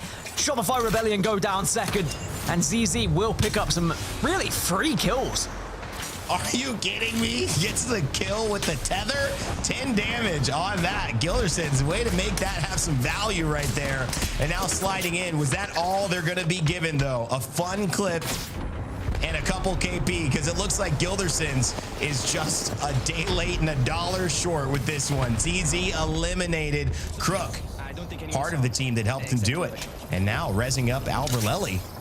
And looking to craft enemy's banner, it's still a chance for Stallions with 100 Thieves also getting into this fray. Dan, it's getting a little wild over here, and obviously Phony needs to make something happen now. He's got the Wraith Portal. He goes into it, looks for the armor swap quickly. He lost one and got it back. but still taking so much damage from the Stinger Bolt. It's going to force them back out, and there's really not a good opportunity for them to get through. It's 100 Thieves going down as well, the Virtus.pro, and there's just carnage all across the board. Yeah, this is Storm Point in a nutshell. All these teams that were in the red weren't able to really find safe haven, and a lot of them lacked Newcastle, couldn't create any fake cover, had to just work with any rocks, any trees, a blade of bloody grass just to try and hide behind, and sadly was not enough cover. Too many teams, too much damage, and it is such an unforgiving meta when you are trying to break through because of how powerful some of these guns are. Whether it be 30-30, whether it be the repeater, whether it be the RE45, you can fall so quickly. You blink and you are down on the ground hoping to be rezzed. It can be very difficult indeed. So all those teams suffering, and now we are down to just 12. Like that, 8 squads. Make it 9, because Stallion just been eliminated as well. 9 squads just got wiped out in just a few minutes. Yeah, it's a dangerous game here. These types of rotations. LG battling alongside these rocks with Hot Dog Mafia. Madness, Rambo, Skittle Cakes. They've got a lot to prove, don't they? Finally, the split. Madness from Furia. We talked about that earlier. Rambo, he's had a couple of different moments with Team Orchid, and then obviously the earlier iteration of that at the Open with RKN. They've just been really present here in this last 4 months of Apex. Maybe they found the right home in this squad, but it's LG, Shubi, Naughty, Jelly who are going to try to make things difficult as Madness takes a lot of damage from behind. He's going to hide behind this rock, grab the shield and the syringe, but Skittle Case goes down trying to save him. That's an ultimate for Rambo. He's got a lot to do here if they're going to make it out alive. I do see a Gibby bubble. Stay Naughty is going to be the culprit of it. Gibraltar certainly can come in handy on Storm Point, and alongside Newcastle, LG really do have the chance. I mean, this is the fortification of gods. They've got Rampart, they've got Newcastle, they've got Gibraltar. Surely no one should be able to break their fortress of defense, but sadly, they do find themselves pinned against a wall here and being pressured, waiting for that next bubble to come up. This is cozy. I mean, this is the story of like the cabin that my grandfather built back in, 40 years ago that I'm taking my current bow to for the weekend. I mean, this thing is going to last for years. My goodness, what a structure. Rampart, Gibraltar, Newcastle having fun with their defensive fortifications, and TSM taking a little bit of that. Duplex still rocking the Newcastle, but having the flexibility of the Catalyst and the Ash. A couple of different ways to play it, but we have seen Gibraltar come into the meta a lot more lately. And this PK, any shield character that's valuable, it's going to get more valuable when PKs are involved, because that peek, pop, and that poke that you can do in and out of these shields, it's just so deadly. Yeah, Gibraltar always comes back in when Peacekeeper meta is here. Even if it's not a definitive decision of a meta from everyone that we're going to see 20 Gibraltars, just a few cropping up. Because he's not the most powerful character in the world. He hasn't had the kind of buffs that others have had in the most recent patches. But he does still find a place with what's available to him in his set and in his kit, excuse me. As TSM still just trying to fight off this team above them at the moment. You see James Fearless is going to be the one who jumps in, but does get ripped apart. My goodness. Let those P2020 sing. Panic Apex with another one on the shotgun. Can he do it again? Oh, no panic, but Aveley finds a way. She gets the kill on TSM of all teams. Wow, Aveley with a huge pickup onto Panic. That is one for the record books there, and shuts him down. James Fearless falls yet again. Aveley obviously trying to get them back up, but so far that team's still alive. DGAP really showing up and staying in that 5th, 6th place. And now over here, LG, Dan in the midst of a fight as well. It's Gibby versus Gibby action. The two Gibraltars in the lobby going at it, and Durags go down. LG will survive. It is absolute carnage everywhere here on Storm Point. Oblivion now getting involved. Monsoon has an Eva 8 to work with, and he's putting it to use, but now he goes down. It's just going to be down to Fun, who's trying to get the finish. Jelly is so weak. And I tell you what, Sheila might be able to shred through all of the defenses on that side. They are within the zone, and Fun just wants to finish this off so he can get the reses. Fun's got to be confident here. We know how good of a guy he is, but is he cutthroat? That's what we need to see. Fun, who takes absolutely no chances here, and he's going to finish it off. He's by himself. It's Jelly on the LG side. He's got full heals. The Phoenix kit has been popped. Fun, he's fighting with a shield disadvantage, but he's fighting with a positional advantage here. He's got just a second to move before Jelly completely annihilates him. Rampart v Rampart, and maybe Fun hesitated a little bit too longer. too long for that one to work out. Falcons, oh man, they're going down one by one. Walty falls. Imperial Hal just with 60 health himself. Just about when that syringe finishes, it won't be enough. He'll go down at 0. Last man standing for Falcons, and he will fall yet again as well, as Virtus.pro still alive, and Lou wrapping around that corner. It's a top fight. Oh, by the way, look at this. Look at Evenly. Oh. Last remaining player, invisible, thanks to the crypto as well, and avoiding LeaveNoWitness, who were basically on top of her at that point. They were kind of touching foreheads. They were that close. Wow. But she will be able to survive, and maybe there's a chance. And of course, when you're invisible, it's hard for people to take you into account. It's something that will require a lot of luck, and then some incredible execution. No room for mistakes from Maple Leaf. They're going to pull this one off. But LeaveNoWitness and LG and Virtus.pro are 3 teams here remaining, ably representing DGAP, who have been 5th, 6th overall throughout this day. And I don't know, Dan, whose pot do you like the best here? Not DGAP, that's for sure, just because the zone's now going to force you in. I like LG's composition, it has to be said. I think LG have got a great composition. Avely does go down, so a fantastic effort to finish in 4th place. VP also have the same comp, by the way, so VP versus LG with the same comp. I can't remember what LeaveNoWitness have, but we're going to see 2 Gibraltar bubbles and Gibby bombardments coming down. Looks like LeaveNoWitness might be a non-entity in this final circle anyway, because they're being absolutely pummeled on the other side. Renatricky, the last remaining player. Will we get a straight 3v3 here with exactly the same comp on either side? Well, the answer is no, it's not going to be a straight 3v3, but it is going to happen. And look at this, taking space, staying naughty, getting aggressive. I love this from LG. And just kind of poking the bear a little bit, saying, come out of your bubble. We're going to put our bubble down. We're going to hold this area. If you want to cross this area, you can, but do it at your own peril. Lou takes some damage. Stinger Bolt comes out as well. Renatricky. And that's from Renatricky trying to avoid anybody stepping into that space. But soon, Renatricky's going to be in trouble. Soon, Virtus.pro's going to be in trouble, because guess what? No one's looking at Renatricky. They're only looking at VP. LeaveNoWitness should take a 2nd place, but here comes Renatricky trying to finish off on the chaos. LG, either way, say thank you, both of you, for fighting, because all you've done is clean this up for us to take the win. Yet Virtus.pro somehow get it? Dan, what happened?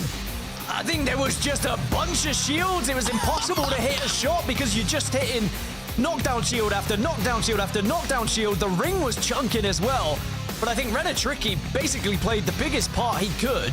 The Stinger Bolt coming out just changed everything in that 3v3, but we saw exactly the same legend composition coming out of both teams, and Virtus.pro will come out on top. I mean, if LG had won that game, it would have been crazy, because if you go back to when Jelly was alive in that 1v1 versus Fun, he was on maybe 50 HP and Fun wasn't able to capitalize. As you said, maybe hesitated, maybe was a little bit worried about what could have been happening elsewhere. And the fact that LG survived and went on and got to that moment, I think they'll be delighted with finishing top 2. But that was a hectic last circle. Just, you can see how these legends impact these final circles in such different ways. And it's why I love legend bans so much, because we get these exciting different circles after every game.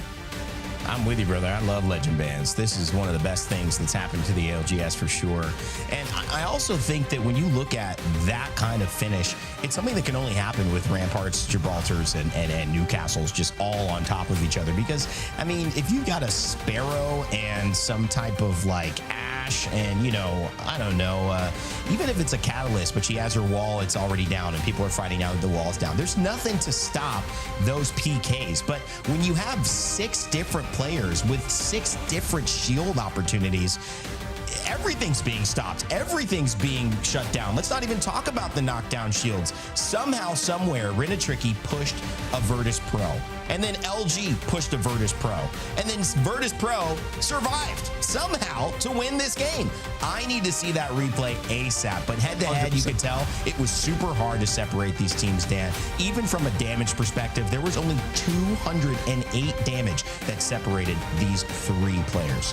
These 6 One players. thing that does happen is it creates a little bit of separation at the top of the leaderboard. Virtus.pro will take a 1 step further ahead of LG with the extra points they gain in that final moment, the extra kind of 5 points they gain in the end.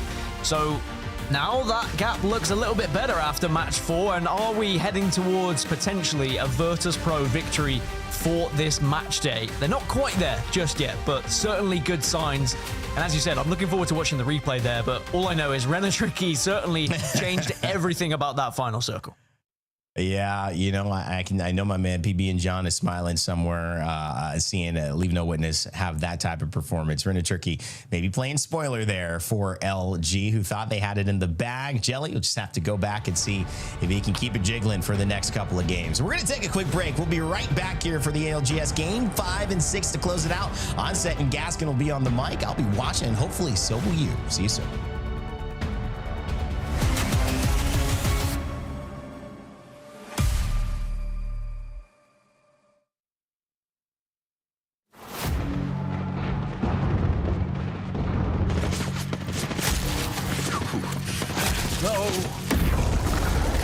Looks like I'm last man standing. At least I lasted longer than... Anything you can do, I can do better. Great. Paranoid weirdo.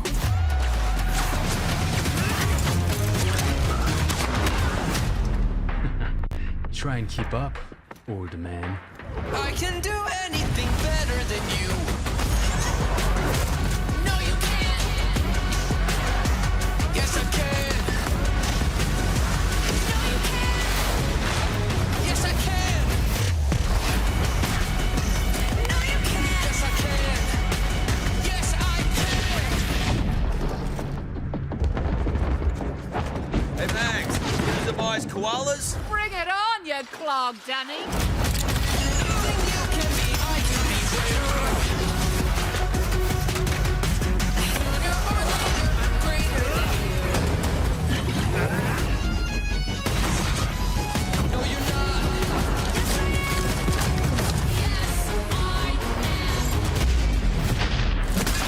Call me Salvo's metal finger. Always the straight face, pilot. Have some fun. Worry not. I will enjoy this.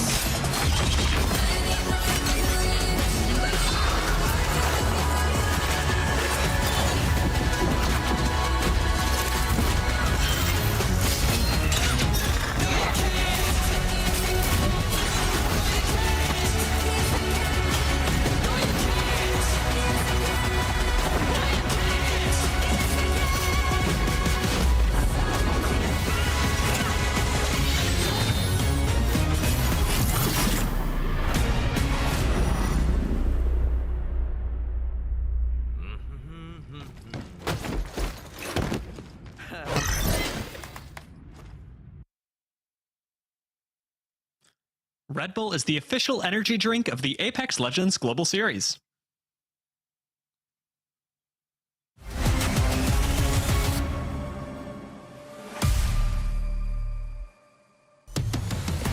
Welcome back once again, everybody, to the ALGS Pro League for the Americas. Dan Gaskin alongside myself on set to call the next game, and the one after that as well. 5 and 6, 2 in a row. We will be here on the microphones. What an in-game that was, Dan. I've got to say today, just in general, quality of games for both EMEA and Americas has been exceptional, and I was very excited, I have to say, to see a couple of gibbies going up against each other in that final moment. Yeah, I think that, scrim quality went up this week as well. Certainly in EMEA, where we've had some tragic scrims in the past, there was kind of 6-7 teams alive in the final zone, and I was like, wow, these are actually competitive scrims.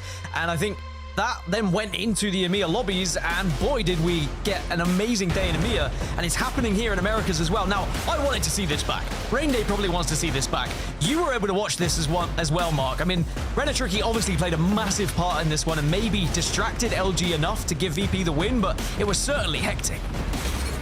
Certainly was indeed. Just trying to see exactly what happens here. It's Lou who is last alive, but it's the Newcastle who is last alive, and we all know that that can delay a team being taken down. Renatricky being a nuisance, LeaveNoWitness also being a nuisance, and Lou did actually immediately, did just for a second get Slayer back onto his feet to do some damage. It was actually him, Lou, who finished that game out by getting the final chunk. So yeah, Newcastle being the only legend to stay alive in that situation, probably the difference maker as we head to match number 5. Yeah, that is massive as well. I said that you're just hitting knockdown shields, but you're also hitting knockdown shields where someone's resin behind it as well. Is kind of crazy. A very hectic final circle, but VP will be delighted because, as we saw earlier, they now take quite a little bit, well, quite a significant lead actually at the top of the leaderboard when it comes to those overall standings. But we have had 4 different winners. We continue with our pattern across last week where we were having a different winner in every single game. I know that changed in EMEA because VCGO did win multiple games, but in Americas, that trend is currently continuing. Will it happen here in match 5 and 6? We'll have to see if that is going to be the case. Ash is going to be the next legend that is banned, so no Caustic, no Alter, no Watson, and no Ash, but it does mean that we're going to have the opportunity to have a Gibby, Rampart, and Newcastle composition again, which certainly does provide you with a lot of cover. And we mentioned the support meta that we all remember from Champs last year. Well, it feels like it's almost a version of that, which is starting to rear its head again. Rain Day, you're going to join us before the lobby gets back underway here, as we have 2 more games to play here. Ash, the next band, so expecting some rate potentially to jump into the fray here for these compositions, or are we going to see those more defensive kind of 3 legend compositions start to take form here? Yeah, I mean, I think it's interesting. I don't know specifically about the bans, but I did want to react to just the final play that we saw, which was, I mean, that was ridiculous. You know, Dan and I casting that as well. It was impossible almost to really parse out what exactly was happening. That little bitty moment. Yeah, let's show it again. Why not? The little bitty moment that we actually end up seeing Lou and Zach kind of in their plan to stay alive. It's not always the case that these things end up working out. And that's the scary part about it. You have these little pinpoint moments where you could say, listen, if we don't win this game, sure, we still get a few points. But when we win this game, not only do we get the 6, the 8 points, whatever that would have been, we get the momentum, we get the energy that plays from that. We get that stand up out of our chair, scream moment that a team, I think, like Zach, coming into this with, you know, excuse me, like Slayer, like MT, like Lou on Virtus.pro. I'm saying Zach Nazer, I was thinking about him in VP, but them need as a squad trying to build that confidence. So really, really good, but also, I mean, does this it's just reminded me of what a Gibraltar meta looks like. I just feel like we could see more of this rather than less of this, guys, as games go on. Yeah, I have to agree with you. I think that Gibraltar, especially like Dan mentioned, in a shotgun meta, there's certain things that Gibraltar offers you, right? It's not even just the bubble, being able to play around it to peek and shoot in the way that you can, but you've got to remember as well, you've got the gun shield, right? You've got the arm shield that is such an important thing in these fights, especially with a PK that's so strong. If you can absorb just a little bit of extra damage against a legend that doesn't have that ability, it can be the difference in a fight in the way that it does turn. So Gibraltar certainly in a shotgun meta is always going to be coming to the fore. I mean, when you looked at that last one, guys, there was about 7 shields that overlapped with each other. And I can tell now it was really, I think it was Jelly on LG. It might have actually been Nani, who just got distracted chasing Renatricky. They had a shot on VP. They could have gone for it. Renatricky just caught the eye and just did these 2 jumps that really brought him in and out of 6 different shields, and they could not land a shot. To me, that is certainly also what stopped it. LG in the driver's seat. Definitely going to want that one back as well. But first place overall, Dan, Virtus.pro, we've talked about them. And the MT story, it's one that I've kind of hinted at, but I think it's a bigger story than that. This is the second time that we've seen the Shopify Rebellion crew get rid of an IGL. And, you know, supposedly was supposed to make the difference. They got one whether they won LAN with one, and they also got rid of one whether they placed 28th in LAN. But this doesn't reflect on MT's ability. We know the quality that he has brought from Guild and all the way now into VP, and it seems like it's showing very early on in the season.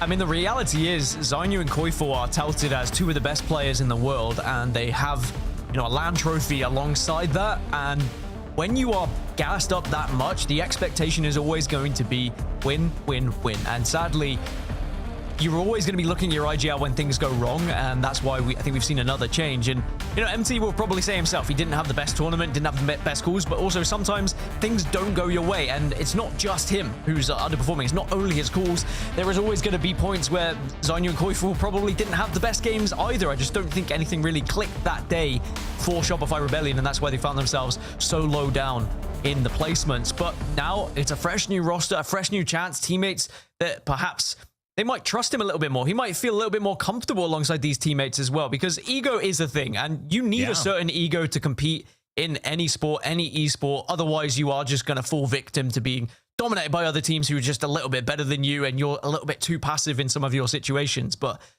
I do think that you have to be respected by your teammates as well. You can't just be under that pressure every single game of I have to perform, otherwise I'm going to be dropped. You want to feel comfortable, and maybe we found that now for Empty. You know, I know we have a little bit of time here, so I'm going to say this story before we go to a quick break. We're doing a lobby restart, but I'm wondering if any of you might have come across this video that showed up. We're all football fans, soccer fans as well. And there's a striker who earns a PK in this game. They're down 2-1 with 2 minutes left. A peacekeeper. Yeah, a PK. Well, penalty kick in this situation, not an actual earning the kick with a shotgun. But the manager says, you're not to kick. You're not to kick this. And the striker says, I'm gonna take it. The whole team gets off. The captain says, let me take it. He says, no, no, no. Yelling. The manager held back off the field.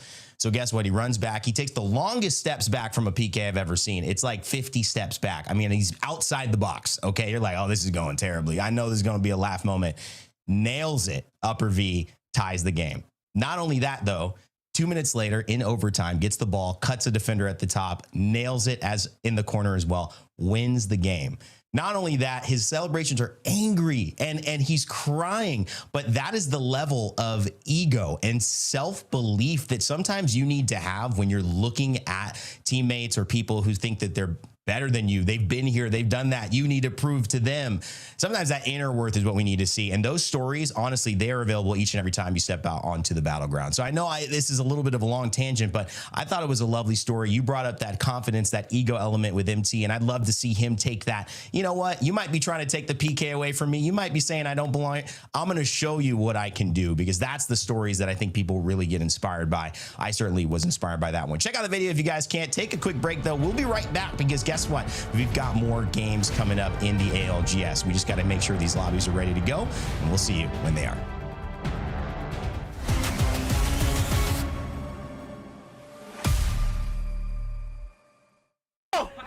One away. Third point. One away. Good throw. Kill cat. Hit my throw. One shot. On the other side, cat wall. I'm dead. Play the knock. Just help me kill him.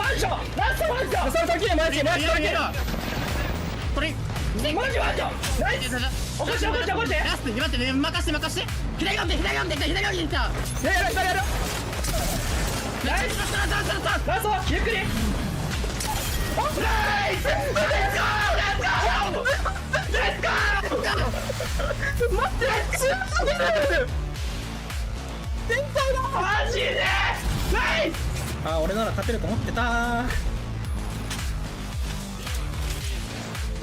50 on the cat. I'm cracked. I'm bloody. We can get away.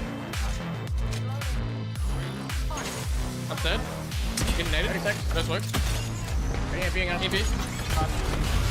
They got my drone as well. Jumped up. Play for Red Bull or not? Can you break the drone for me, please? Not right now. Right there. One shot. Dead. Nice. EMP. EMP. No. 84 on one. 36 on another. In wall. Where's one? One shot. One guy. One. No. Oh my god!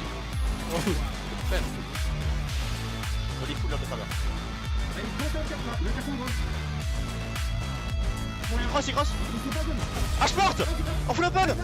Vas-y. Il reste. Je dead. Full nade, gros. Full nade. Ils sont one, vraiment. Je vais en faire un TPH, les gars. Je vais en faire un TPH, 100%. Ok, j'ai mis des thermites.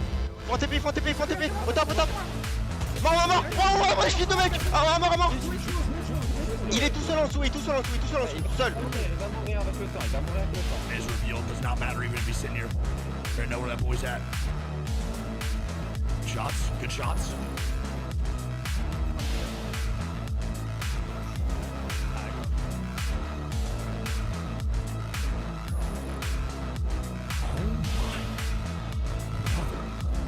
I don't give a what happens moving forward. What in the hell?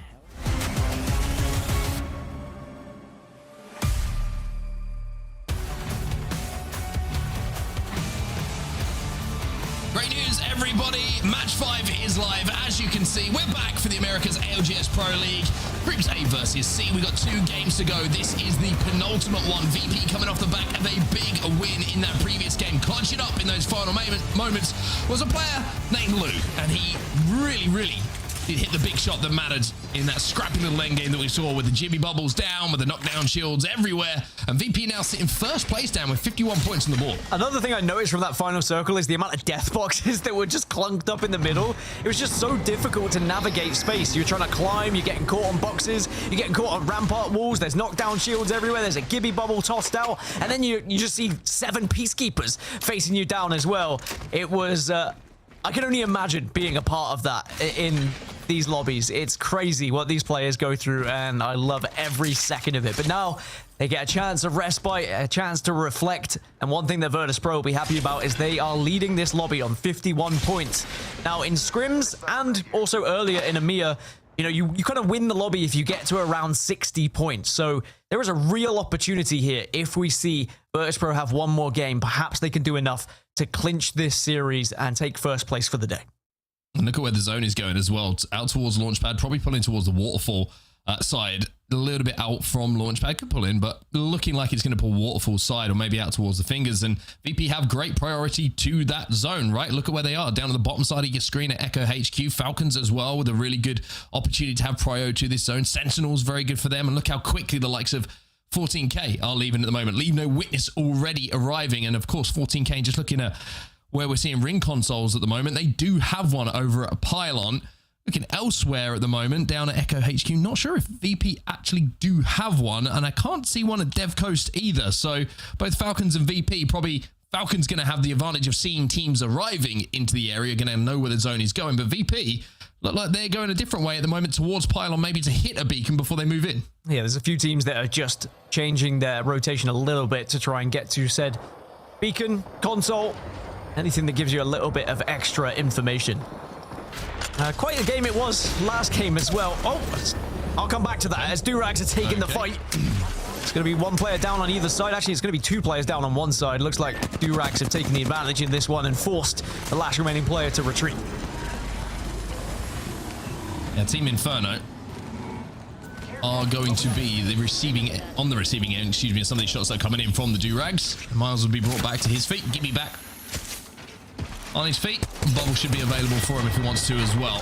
Durags is going to slide in to finish off some of these players that are going to be in the vicinity that they get the damage onto. So 20 squads still remain, but 2 players have already fallen by the looks of things. Team Inferno, you can see it's just going to be Iguk, who's the last player alive on the Crypto. But at least he's got a trident nearby to try and escape, and also going to be able to scan the area using that drone to see where the safest exit strategy is going to be from. But it looks like we might have a little bit of a passing of ships in the night, so to speak, as the 2 tridents will go their separate ways. It's just going to be able to pick up these banners manually. Doesn't even have to go into the drone to get them. No, I lied. It's a 50-50 split. Why not do both? School. Yeah. You've got the ability to do so. Well, look at this from Virtus.pro. After winning last game, they are very much under fire here. Of course, they have the fortress building roster. You can get your rampart walls down, the castle wall comes down, and then if you need it, a Gibby bubble to follow. It still doesn't look comfortable right now where they are, but they have made it work. A VP at least they've got a trident too. Zone. Yeah. VP bringing every single part of their Lego collection to this little corner. We'll see what they come up with. But for now, I imagine they will want to try and potentially look for a little bit of space in one of the red rooms underneath. It just gives them a little bit more natural cover. But speaking of bubbles, speaking of gibbies, we saw LG in that end game with the composition that VP have, and they're running it again. No surprise to see here LG playing almost the exact same spot, but just on one of the different fingers. Literally identical position, going like for like. Both teams the same trident as well. I tell you what, that portal almost almost caused an issue. As Durag have been able to get back up by the looks. And there's a few teams that were kind of straggling, but now have been able to get back up to a full 3. Still 20 squads remaining. And these Tridents are playing a very valuable part in this game, as they always do. Just being able to escape from certain situations and go from point A to point B extremely quickly. You did see that clip today of FaZe using 3 Tridents. And my question when I saw it was, how did they get 3? I was thinking the same. Yeah, I'm not going to lie. Also, what I loved about that clip is Nicewig was losing his mind, and then Graceful, an ex-pro player, was just like, yeah, you know, they've got 3 Tridents. Like, no big deal. I would have done the same thing. Guys, this zone's going here. We should probably play for the 3 Tridents. Understandable. Speaking of Tridents, another bubbly boy is bobbling its way down the hill. A bubbly boy is bobbling its way down the hill. Sounds like another one of your vocal warm-ups. It does. Durags are surviving for now. Every single player in the lobby is still alive. The Stinger Bolt goes in, but that'll be destroyed almost immediately. Durags actually in a pretty good spot now, as far as where the zone is going to be pulling. And they've got the Gibby as well, so a lot of Gibbies starting to appear. As we take a look at the map overhead now, where the zone is going to be going upon close, we'll also get an indication of where the zone is going to be pulling. Is it going to be towards Launchpad, or is it going to be towards Durags and Oblivion? It actually pulls pretty hard towards Northpad, so it's going to be pulling to the backside. Those buildings are out, but he's going to be finishing in and around the fingers, and maybe actually just to that northern one is where you do see some of the finishes. Does sometimes pull down a little bit more southern, but Falcons might have a good opportunity to pick up some KP as everyone starts to arrive, but their rotation is going to be pretty tough as well. Outside, over a barometer, they got 5-star on a little scrap themselves. Dark hitting some decent damage here with the PK. Yeah, there's not many teams outside of the zone, but these 2 squads are quite far away, so this is extremely isolated. Hot Dog Mafia are in Jurassic, in Pylon, and they're having a look at it. But at the moment, this should be a straight 3v3. Anyone's doing some really good damage here, and also using the double jump on the Sparrow. The damage does get converted into a knock, so a 2v2 by the looks of things. In the feed, by the way, Lou has just gone down, and of course he was playing Newcastle, which could affect VP and their potential to win today if they cannot get him back to his feet. Hasn't been finished off as yet, though, as we see Serial Cat trying to chase down this final player, and indeed his teammate will do so. Team Inferno eliminated, and just, it's always good to check down. You know how it is. The worst thing you can do as a mistake is find out a death box still has some life in it. You've got to really put that thing down.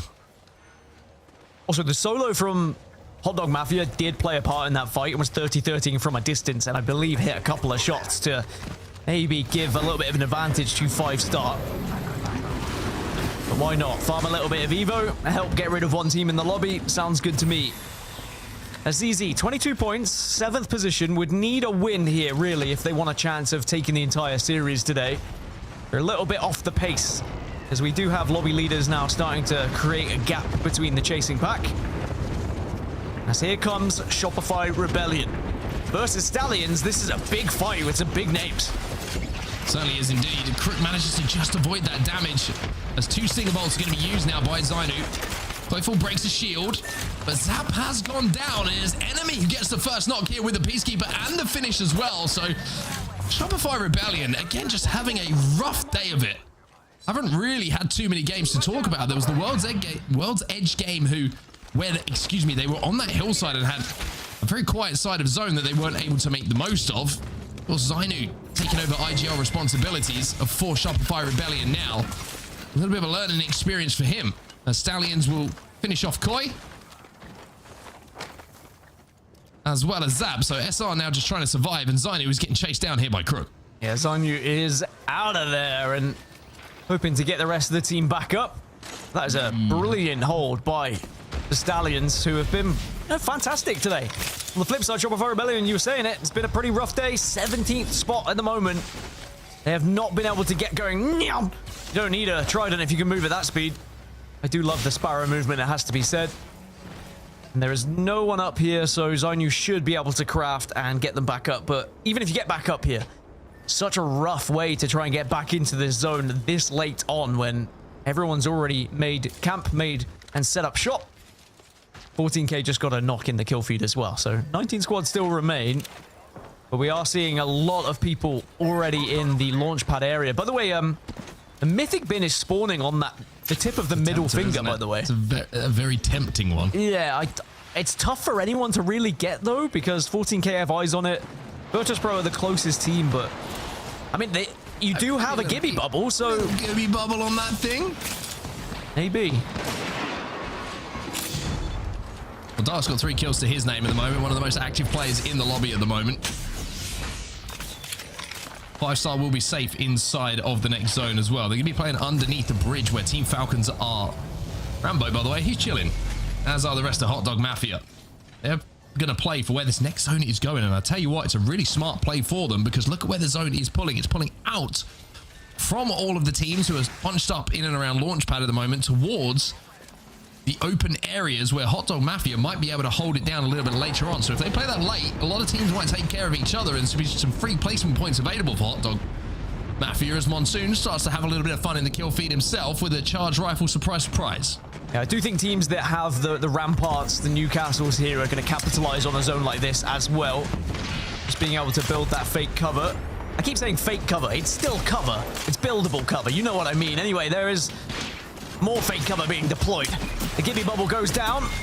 And sadly, you can't really survive against 3 people jumping into said bubble. Durags go down their 19th position. Still 18 squads now remain, and Stallions will have the northern side. Shopify Rebellion will be arriving shortly, so we might get round 2 of Shopify versus Stallions. TSM eliminated in the meantime. Like I say, Shopify have managed to respawn, so a good job from Zainu, not just to get out and get those banners back, but also to respawn his teammates in a position where they can get into zone. You can see them now on the northern side of this hill from the cannon. They're going to have to slide down. They've only got 5 seconds until this zone is going to start closing in behind them, and you can see that Shopify Rebellion are throwing everything at this. They're throwing primed arrows from the bow checks, stinger bolts going in as well. Just trying to find anything to find some damage. They know they need to fight here, and 96 for the PK on a Zach Major and a follow-up 50 or so is going to be very good opening damage here from Zainu. Brilliant damage, and Shopify Rebellion needs to try and capitalize on it though, but Koi has gone down. Gets absolutely chunked by Guild. And now the zone is going to play a part in this one as well. Zainu gets caught out from the side, and looks like ZZ are going to get the better of them here. But they've got to consider their rotation, and they're going to go round. And Shopify Rebellion are now left in a position where, because they're going to be kind of healing, rezzing, they're going to have to go west. And then you just fall into 2 choke points that look near impossible to get through. Stallions trying to force their way towards zone as well. They do get the knock onto Blinks up. And now enemy is just nade stacking this corner. Crook says, I've got a few as well. Albreleli will go down, but last 2 players are barely any HP, and Oblivion will be eliminated. Zone is still closing and will be closing in 1 minute 30 time. So Stallions should be able to reset here. A really good job, actually. Nice guys down in the waterfall are going to be their next port of call, and the team they have to go through. Shopify Rebellion have been eliminated as well. So a tough experience for Shopify on this second match day between A and C. Hot Dog Mafia also finally do go down. That zone is continuing to shift west, by the way, but no one really there except Virtus.pro, as you can see on your screen. Now Stallions looking to try and get aggressive and take this fight. If any of these PK shots chunk, then maybe you could push up. The bubble does invite a push if they'd like it, but of course, if you are playing this bubble correctly, you're going to be peeking, you're going to be poking, you're going to be prodding. You don't just want to sit in a bubble and be vulnerable to a push. Instead, you take advantage of that extra cover, and they've done just that. And now Stallion's down to just Alb, and it looks like Alb will fall, which he does go down. Cody with a double jump tap strafe. All of the movement the Cody cutter wanted. It is the Cody cutter. LeaveNoWitness though now looking to move in themselves. But here comes a mobile shield. There's the bubble, but there's the crack coming in from Zillash. correct. Another difficult fight, just as Stallion struggled before. When you are penned back like that, so difficult to try and escape. You all need to try and push at the same time. You can't afford to really go one by one and bait and switch here, because you would just be slowly chunked away at. LeaveNoWitness are slowly retreating, though. They know they have the zone on their side, so they are trying to stall here. Just trying to hold some angles at the moment. There's a little bit of crossfire coming in. VP might be able to look out of this one. Falcons have just made their play towards zone, but on the cross, you can see in the kill feed, Walsey has gone down, but LeaveNoWitness now will finally deal with Nice Guys. They will go out and LeaveNoWitness will be able to claim this side of zone, but here comes ZZ. ZZ surely just pick up these kills now, because LeaveNoWitness are down to just 2, and they were pretty weak. You can see Gil trying to take a good angle, nice wide angle here to help the rest of the team. Not only do you provide information, but you can also deal extra damage from that spot as well. And really, there's no one at their back at the moment, so ZZ can play this free, can play this wide, and now they find themselves on the northern side of this zone, as now people are in tridents, there's bubbles going down, there's ults that are flying, the ring of fire surrounds Team Falcons, but they are just about surviving as well. Sentinels have just been eliminated with Mighty ZZ versus LG in a few moments' time. You can see both of them right next to each other, 14k eliminated. As Slayer stands in the center of the zone, just spraying Sheila towards anything that moves. 100 Thieves eliminated. Falcons gone as well. A little bit of a rough day for them, but VP have commanded so much space and commanded the respect of the lobby today. So one of them got a mythic bin as well. It might have been Virtus.pro that picked it up. They got it. Yeah, they did? Okay. So on that tip, they were able to just... Oh, no, they're getting it. Oh, no, they 100% got it. Sorry. They were able to move up that tip, utilize the Newcastle and the Gibraltar to not only take one of the better positions, but also get the mythic. I mean, VP, could they go back to back here and do something that we didn't see last week in Americas? No team was able to get 2 wins. VP on this rock formation as well. You can see they've got a little bit of height to play with. There might be some KP for them to collect as well. Dark Light will go down as Sheila will claim yet another victim. Slayer will be credited with that kill. Now trying to line up and make sure their backs are going to be clear. Stopping the rotation behind them, making sure their backs is something they don't have to pay attention to. Or maybe it's just an opportunity to pick up some extra KP. 4 KP, by the way, for Slayer in this game. Really, really impressive stuff from him on the rampart. So 5-star are going to be a bit of a threat on the southern side to VP. Because at the moment, VP are having to watch 2 different angles, kind of 3. They have to watch the finger and the team's approaching, but also 5-star are applying pressure from the south. The bubble is huge for them now, because it gives them a little bit of time to work with here. And it looks like they've done just that. They've been able to focus the right areas at the same time. They prioritize the right players, and now they find themselves on this southeast side. They just have to maybe take a straight fight against 5-star. Yeah, they will be able to now. Stinger Ball goes down, though, and MT can't get the bubble down in time. So it's up to Slayer and Lou to try and clutch this one up. A1s will have his shields cracked, and 1 HP is all that separates Slayer in this kill, but the Barry now gets popped. Lou drags back to the bubble, though, after dragging MT back to his feet, and VP will survive. Big play, brave play from Lou to ensure that they get back up, as now ZZ, they'll be taking the north. They can hold a very good position, and they have the triple take to work with here. They can be a real threat to anyone trying to cross in the water, but look how much open area there is in this circle. And one thing to note, ZZ do not have a Newcastle. They do not have a Gibraltar. They don't have an ability to make cover here. They do have smokes, so there is still a chance they can create some sort of cover and cross, but they have to time this successfully. They have the bang ult available. That's the one thing I want to check in here. If Guild has that available, it could be all the difference. Also, look at the mother load here, 72% on that, 10 seconds left. I don't think that Sykes will have it for when they have to move, but might have it to influence the end of this game. Should they be able to survive headshots exchange between these 2 players? 3 squads remaining. We saw 5-star being eliminated. It's LG, VP, and ZZ. And remember, it's LG and VP again with the same composition that seems to be working out here on Storm Point.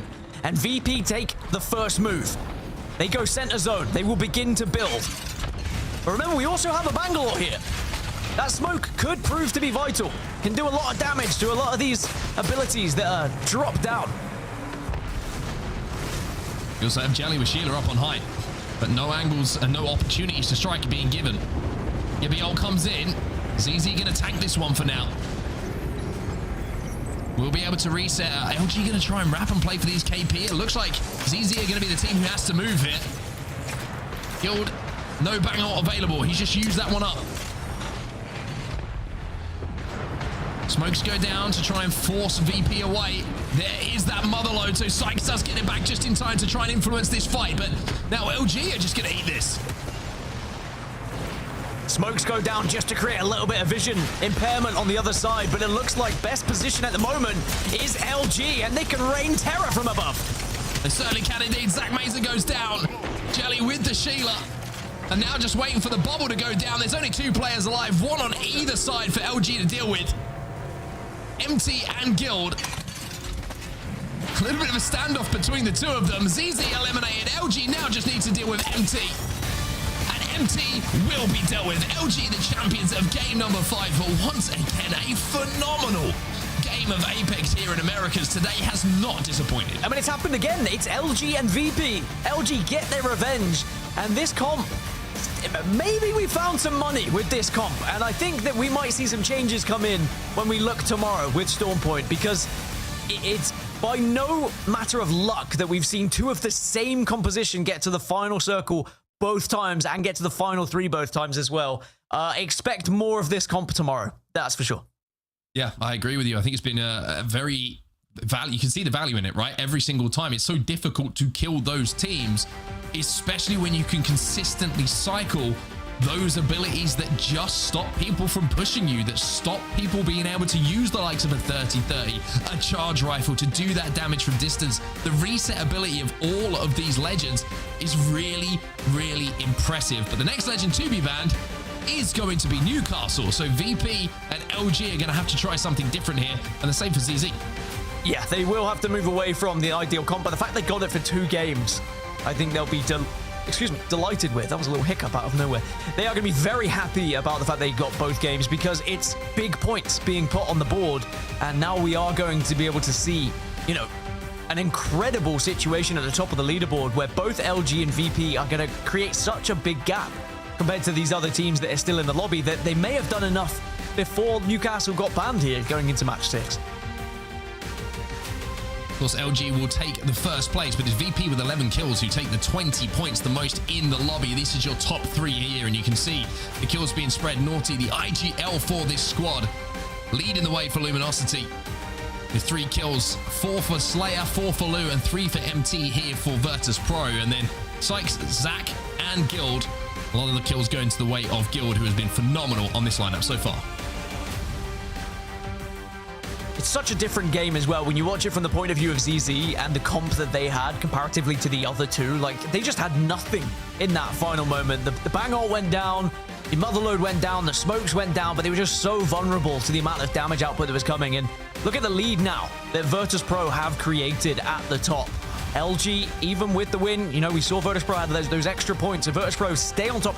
I said earlier, around 60 points seems to be the magic number at the moment with how scrims have gone with these 2 groups, and at 71, this is going to be difficult for anyone to catch up, even LG being 25 behind. It's going to be a tough one. 15 points behind. It's going to be a tough one to try and recover, that's for sure. Yeah, I mean, it's going to be a very interesting final game as well, because you look how close it is behind that. We really can see a complete shift in the standings depending on how this last game goes. And that last game is coming up in just a few moments' time. We're going to head for a break. When we get back, last game of the day for the Americas. We'll see you just there.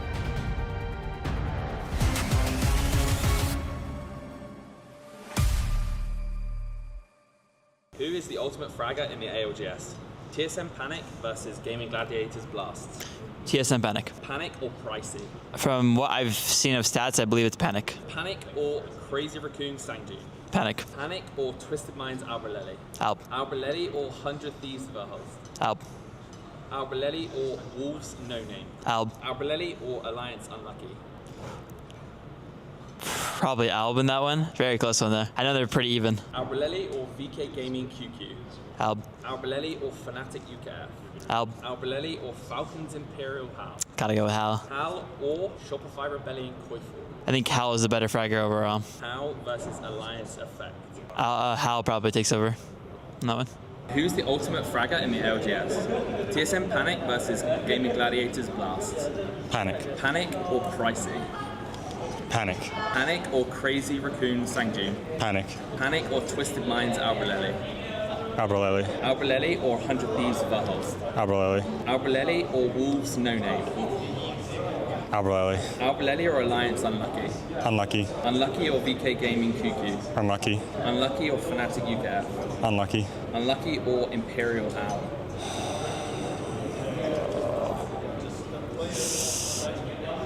Imperial Hal. Imperial Hal or Shopify Rebellion Koiful? Koiful. Koiful or Alliance Effect? Koiful.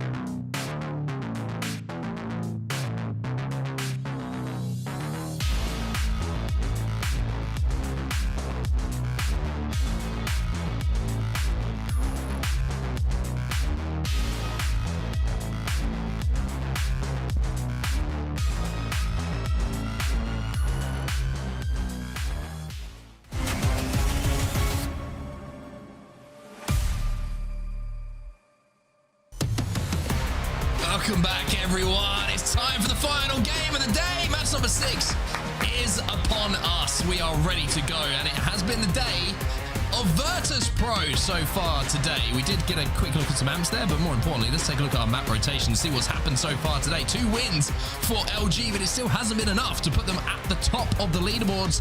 Like you mentioned, that responsibility falls on the shoulders of VP. They are first place going into match number 6 with a little bit of an advantage when it comes to those points as well here, Dan. Yeah, 15-point advantage, which we did see can be toppled by a team. Alliance did it in EMEA with a 31-point game, but with how successful... That was ridiculous, that game.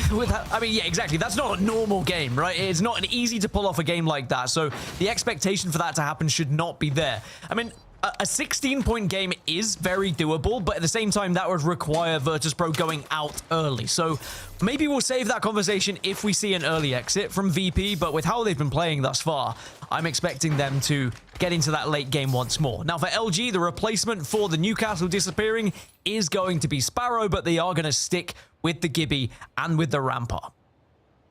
Interesting. And this is why. Zone is going north pad, and it is going towards Shopify Rebellion, who finally get a zone that they can get to without having to think about it too much. On the other side of things, Virtus.pro, Echo HQ, about as far away as you could possibly go. So there is an opportunity here for maybe VP to fall early, should their rotate not go the way that they would want. And for other teams to have the opportunity to steal some placements away. You're looking down on that southern side though, Dan, and you look at the teams that are lined up. I mean, you've got VP, Falcons, you've got LG, all on that southern side who are going to have to head north. That is a tough few teams to be lined up against. It's like DGAP trying to close the gap here by pushing onto this team, but looks like they are out of there. I mean, no Harvester available for DGAP, so they kind of felt like they had to take this fight perhaps, and they were also worried about a few other teams rotating very quickly into their space. Maybe they can go just north to get that Harvester and get up to blues. That would certainly be the plan for James Fearless, I can imagine, on the Wraith. Is that you? Are you the player? Are you the Harvester player? I feel like you're the Harvester player, the one who has to go and grab him. I mean, my ranked experience is usually going, oh, you've gone for a Harvester, that's who I play with, so, and they're a POI away, and then they go, oh, and yeah, we'll talk about that another time, though. Nice, guys. 15th overall at the moment. 104, though, from Cody. No surprise to see him reach out in that. But the damage is exchanged as we see Nice Guys decide that Gibraltar might be the way to go, as the bubble will go down. Kills being exchanged. Sang does get the finish onto Exotic. Now Nice Guys looking to chase down these final two players. They've got the shield advantage. Can they find the kills? On the hunt. PK out. Cody's going to get picked back up, but Sang's taking a lot of damage here. It's so difficult to finish some of these fights, especially when Pathfinder's zipping up in your grill. Cody deals with it, though. Hops back up. A double jump to help him out in that situation to get those kills. Elsewhere, you can see TSM winning their fight, or the majority of it. A lot of action, by the way, very early on here. And it's ZZ who are also having to scarper away to survive here. And it's going to be an interesting one when it comes to those overall leaderboards. Some of the teams are at the top at the moment, losing players. Sykes scarpering away on the fuse up the hill to try and get his teammates back into this game. And speaking of teams who are struggling a little bit in the leaderboard, and we speak about the big teams in Americas, the stuttering powerhouses. Team Falcons, 11th place at the moment. TSM, 12th. 100 Thieves, 9th. Shopify Rebellion, 19th. All the big teams are struggling, but ZZ will be taken down, so 100 Thieves do find the win there. ZZ gone. It's one of our teams who are in a lovely spot on the leaderboards. Well, that might be changing. Team Inferno have gone as well, as we find two squads following suit. A few seconds apart being eliminated in this lobby. A lot of teams, by the way, 9th place overall with a sub. I'm just going to say, keep that in mind. Not the worst day in the world for them. And that, of course, can get much better. We mentioned how tight the overall leaderboards are at the moment, outside of maybe VP, who are in that first place position. So this could be a really, really good day for 100 Thieves, should they be able to close out a few more kills and a few more placements. James Fearless is going to have to show no fear, though, trying to avoid these shots coming in from Crook. Tries to pop that shield cell, not going to be able to. DGAP's day will end as they will go out next. 3 squads eliminated in the lobby as TSM will sit on this cannon and around this egg. And speaking of cracks, speaking of eggs, it's going to be Panic and Dupe who have to pop some bats to get themselves those shields back. Here's the lobby leaders on their merry way. It's another Trident, it's another Gibby Bubble on top of it, and it is another position found that potentially can be built upon. Now, they don't have the ability like LG do to build the rampart walls. They've changed things up here, losing the Newcastle. They've now switched over to Crypto and to Catalyst. Now, this may be because they have the lead here, and the Crypto really comes in to give a lot of information to help these rotations be had. And also the Catalyst is going to provide that little bit of extra cover as well as ring console information. So I don't hate this from Virtus.pro. I think this is a clear indication with a strategy that they've employed to try and win the series. I've just been taken down. And LG, who have been very, very good in the fights today. are looking to move in on the final two players. The EMP does strike, so Shuby's going to have to be slow here. And I wonder if Falcons are going to have the time to actually get this res off onto Hout. Instead, it's going to be Shuby. He actually takes down Waltzy as well. So Falcons, their day might be ending a lot sooner than they would have wanted. LG chasing them down at this point. So LG are doing their part. They're being aggressive, they are finding points on the board, and they are trying to catch up VP. But with VP in the position they've just found themselves in, arguably a position that could end in the final circle, it's going to be very difficult to try and catch them up, as Zero is just on the retreat. As look where VP find themselves, on that northwest side. And even though they're not going to be as comfortable because they don't have the ability to build like they had previously, they do still have the chance to survive with those rocks. So maybe we're looking at potential first place for Virtus.pro already. By the way, if you are a stat head, Sparrow is the most picked in this lobby and would be banned if we were going into a match 7. You stat head. Is it an insult? Is it a compliment? Who knows? Either way, I'm one of them. Either way, you are. I'm not, as you know. Actually, I am. I'm just not very good at the numbers part, but I like analyzing the stats. By the way, I just want to talk about how good yeah, they do. I want to talk about how good VP's rotate is, by the way. Like, to get into that spot from where they were dropping ahead of so many other teams, so impressive.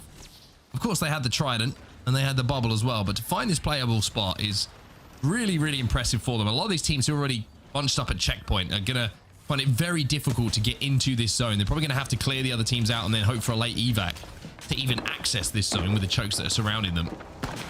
But LG, like you mentioned, they need some KP and they need good placement. Well, they've got a few KP, but how this placement is going to be gathered is going to be very difficult because they are nowhere near this zone at the moment. Yeah, I think they're going to go play for a little bit more info potentially, and it looks like they still need a little bit of looting and booting as well. They're not quite fully stocked. And they've also got to be thinking about being caught up themselves. There is a 13-point difference between themselves and Stallion, so an early exit and suddenly second place could be taken away from them as well. Again, not easy to achieve, as a 13-point difference can still mean you require a win or at least a top 3 with a good amount of kills.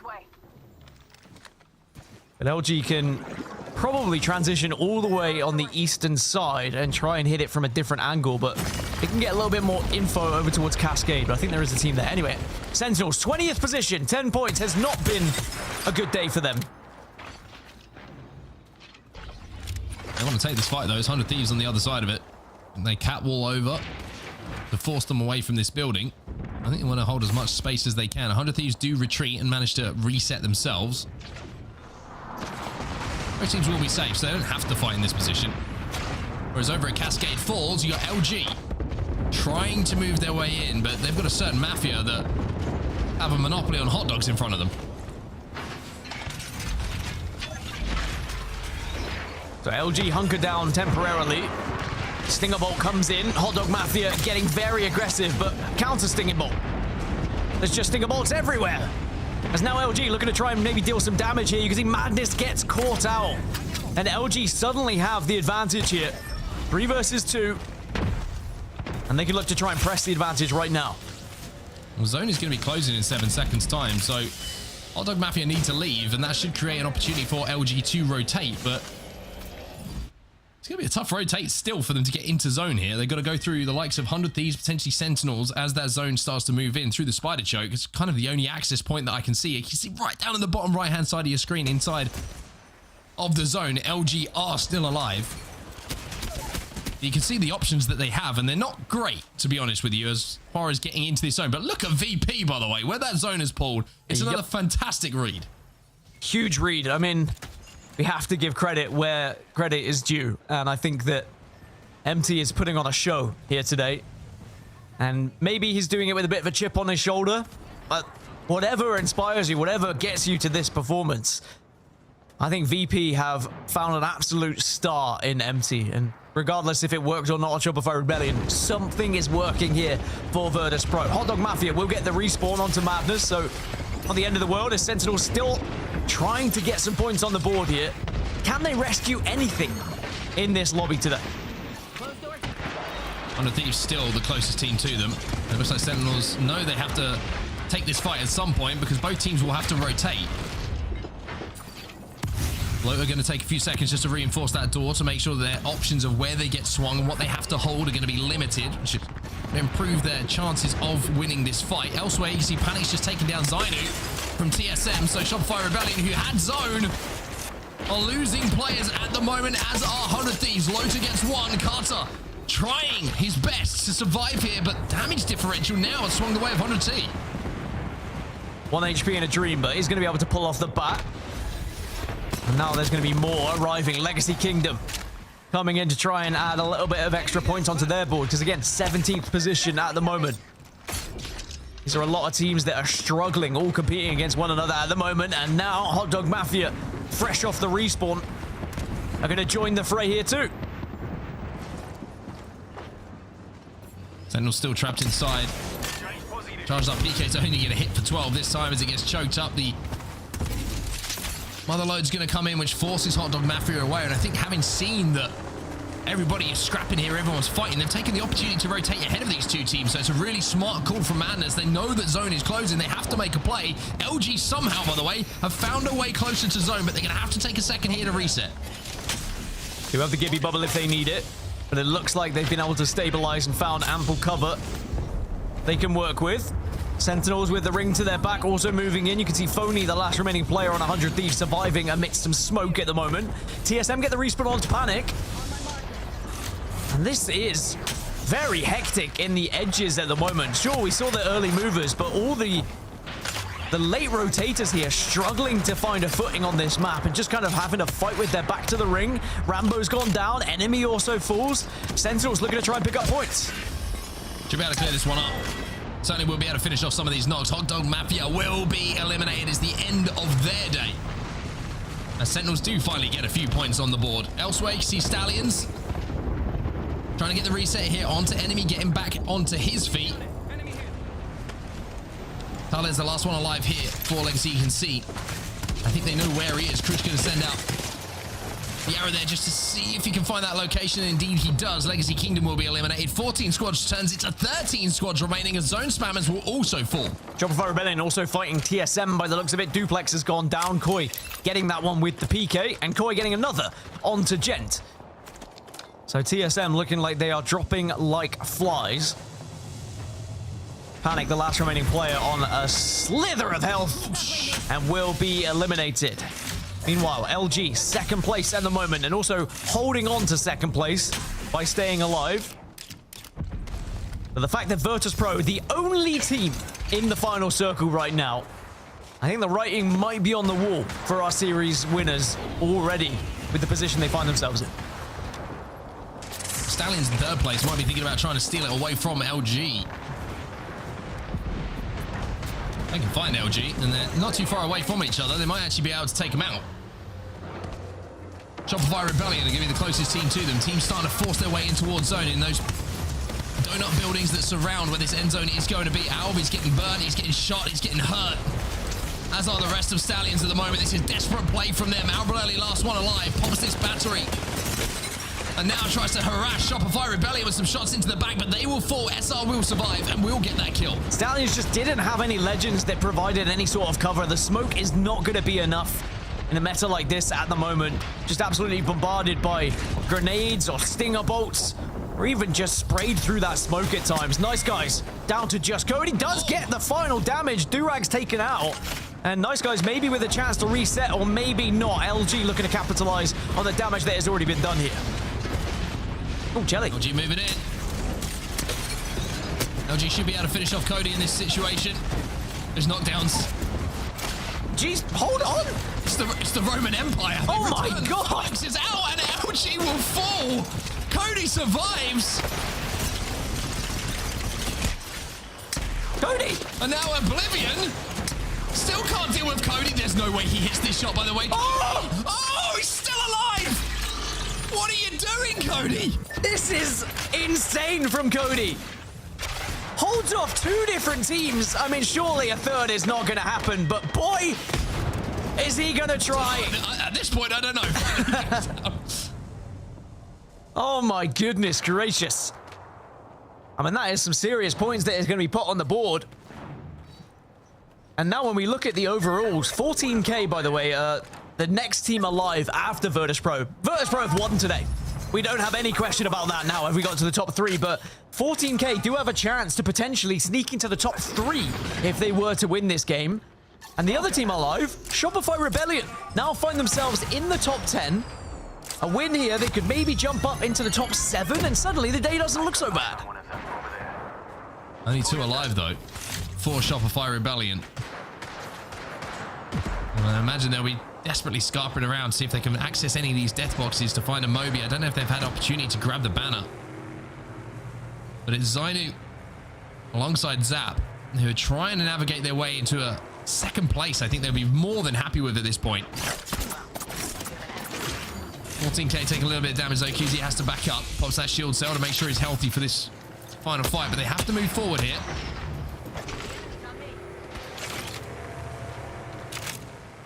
QZ, even though he hits a couple of shots with that triple take, isn't going to do enough to get the knock.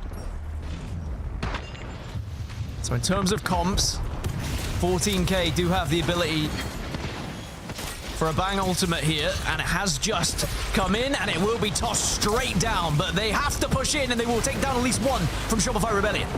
I mean, Shopify Rebellion somehow are making this ugly, making this difficult, and Zainu might be able to get second place. Yes, indeed he does. So Zainu saves the day overall, not just in that play for Shopify Rebellion, but it's been the VP story, and Virtus.pro will sign off today with a win in Game 6 and a win in the overalls as well. What a day for VP. And for MT to do it against Shopify Rebellion in those final moments as well is always going to add just that extra sweet taste to victory. As Virtus.pro close out with 89 points. I had to lean over and zoom in with my face. 89 points on the board. That's how you zoom in. By the way, zoom in with your face. I did this. Zoom in with your face is insane. I had to look at my monitor over there. By the way, the Red Bulls have very clearly kicked in. I'm very hyper right now. Just in time for Game 7. Yep. Unfortunately, we don't get there. Match point, save them for next time. But what a performance from VP. I mean, we can talk about it for quite some time, and I'm actually very excited to go back and watch some of their games today, because I think that the way that they navigated it, very, very impressive. The way that they've accessed zones, which we mentioned how playing edge is pretty tough at the moment with the meta the way it is, but also some of the compositions have kind of negated some of those long distance weapons, have made it a little bit more difficult to find that damage from distance and made those rotations a little bit more possible for the likes of VP. And I've been impressed with them. I think they've been creative. I think they've been effective, and you can't say that they haven't been the best team today. I think what's a fun stat, and you know me, I'm a stat head. Virtus.pro took more damage. They took more damage than they dealt damage today. They had a damage differential of minus 1,339.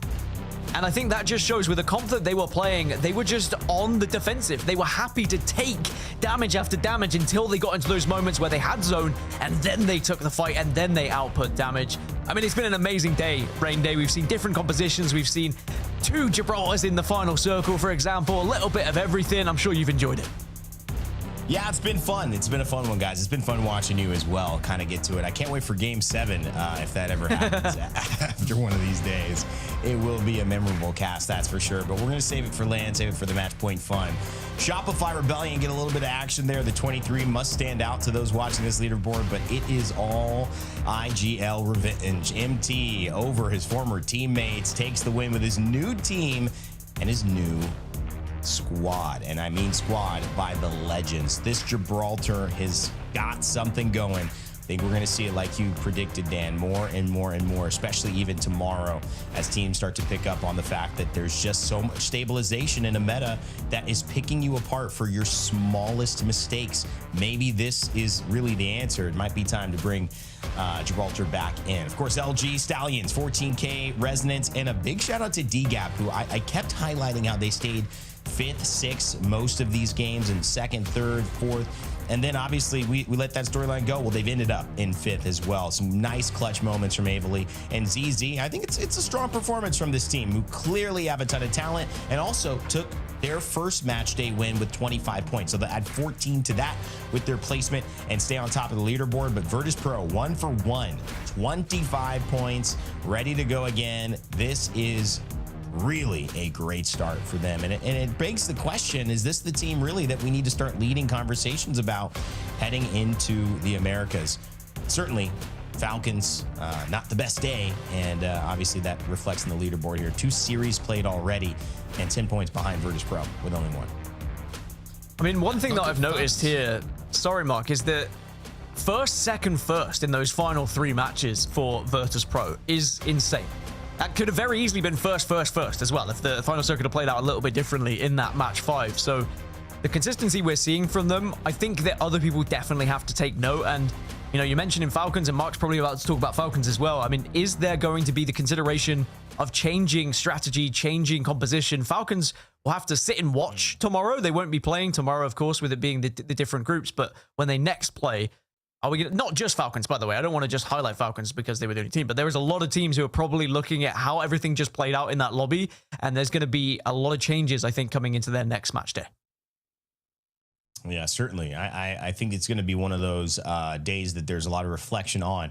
Fun part about it is you can't really get too much into the analytical side of your brain. You know you've got to play. You know these guys have to eat. They've got to sleep. And if you're playing again, you basically have to just go ahead, try a little something, and then go back and put yourself out there onto the battlefield. And that's what they're going to do. So I like with you, Dan. I think it'll be small changes. I think they'll see after these 2 weeks. It's still early enough to where if these 2 match days don't go well for you, you have enough time to check it out. But there's some people who these match days, well, not only did they go well, they were the star of the show. And speaking of that, while VP might be the team that led the leaderboard, we have to talk about the player that led the kill leaderboard each and every broadcast. And we're going to bring that up for you right now. Sony InZone always keeps tabs of who has been rocking it, and it's Slayer, Empty, and Lou. So while I said maybe it's going to be different from, Virtus.pro, it is not. It is actually all of Virtus.pro, but I got to say Slayer finally slaying out a little bit above MT and Lou, so it's time for us to talk about him. What a day. Obviously, PKs, 30-30s are the top of the meta, but Slayer showing up with 16 kills, leading all of North America. That is really impressive from him. And on the Rampart as well, playing not only with this minigun, but you could tell with enough patience to take that damage, to reset, to play as a team, to win these long, slow circles and survive barely, and then also take the chances when they show up to be dangerous. Mark, that is a sign of a player who's really firing on all cylinders, no pun intended. Yeah, I think it's a sign of a player who feels comfortable as well, right? You see the positions that he's being put in by his IGL where he's just looks comfortable, and Slayer hit some really, really nice shots with this PK. And one thing I liked about it today from watching a little bit of Slayer POV was sometimes he's been guilty in the past of like doing damage and then trying to capitalize too quickly, gets caught out, and then everyone's like, oh, Slayer. But today it felt like there was this kind of quiet confidence about the way that he was playing. He was playing some of those legends that you have to, the rest of the team has to play around. And I think having that responsibility and kind of anchoring the team, so to speak, has been a really kind of almost like unintentional help to the way that he's played these games and being able to pick up those kills. So I think Slayer, very, very impressive today. Also, one of the funniest people in the entire ALGS, and I will stand by that. Very funny man. Funny as in you're laughing with him or you're laughing at him? He's just a funny kind of combination of the two, to be honest with you. All right. I was going to say, I got to get some of this wit here, Slayer. You got some stories already being built about you. And if you want to check out Slayer, well, there's a good chance he'll have a spot over in Japan if things keep going this well, that's for sure. And you are invited. We are going to be there January 15th to 18th in Sapporo. So get your tickets now. I actually was at Disneyland last weekend, and somebody who worked in the kitchens was walking past on their break, and they said, are you Rain Day? I was like, yeah. I was like, man, what's up? He said, I saw you in New Orleans. I'm like, you going to Japan? He said, I don't know if I can get time off. So if you're watching Disneyland reps right now, give my man some time off. Let him go to Japan. We want to see all of you there, by the way. It's just a great time as well. And I know we're transitioning into this next piece. Do we have an interview ready? Is that what it is that we've got ready to go? Because I know Virtus.pro have their win. I know we have a chance to sometimes talk to those winners. I believe. I know. I'm kind of asking. I just commentate the angels, and I'm asking God above. I'm asking the heavens. Okay, I just didn't know if we were jumping straight to it. And there it is. The man, the myth, the legend, MT, showing off the tats, man. He's got the sleeve. He got the win. How you doing, buddy? Yeah, doing good. Thanks. Feeling great after the win. you've got some new digs, a new home. Obviously, there were some changes that got made after midseason playoffs, and the experiment with Koiful and Zainu didn't work out. Obviously, you could tell just even from Zainu's tweets that wasn't happy with his performance, and everybody's kind of going back to the drawing board here in this split, heading towards champs. To us, having a chance to talk to you, what's been your process in this new transition into Virtus.pro, keeping that IGL focus and kind of centering in on your game so that you can obviously have success? It seems to have worked, but I want to know what's been going on in your mind in this process since we've seen you last. Yeah, so pretty much when joining VP, Lou and Slayer, the thought process has been just to have a team that would like really just play around me and let me IGL like the way I want to be able to IGL and play the game how I want to. So we've like switched from Edge when I was on SR to just a hard zone play style, which is what I was most comfortable with. And Evan and Lou are just really like supporting me so that I can like play the game how I want to play the game. I want to jump in actually off the back of that because it's a really good kind of segue to what I wanted to ask about, which is confidence, right? As an IGL, I think it's something that is not talked about enough, because when you are the IGL with the team, if things go bad, a lot of the time the eyes are on you, right? Everyone's like, it's a bad zone call. I've put us in a bad spot. That, you know, it's a bad call, whatever it might be. How important was it for you today to get out to a good start, to consistently then build upon that and have your confidence kind of vindicated to be back in a role where you feel comfortable? It definitely feels amazing, but going into this weekend, what we spoke about was that this is a marathon, not a sprint, because realistically, we've pretty much guaranteed qualified for champs. This is just getting practice and reps in, and the end goal is like doing well at champs. So we're using Pro League as like practice rather than like really focusing on it. We just want to like get the reps in, get consistent, play the game how we want to play, and then just be ready to go at champs. Well, man, one thing that you did pull out today was Newcastle, Rampart, Gibraltar, alongside LG, who had exactly the same composition as you. I think this is a comp that dominated today. Do you think we're going to see more of it tomorrow, even next week on Stormpoint? And what's the whole thought process behind this comp? Yeah, I definitely think so. We had like Bronzy messaged our coach Kapreem after I think it was game 5, saying have fun seeing everybody playing your comp next week.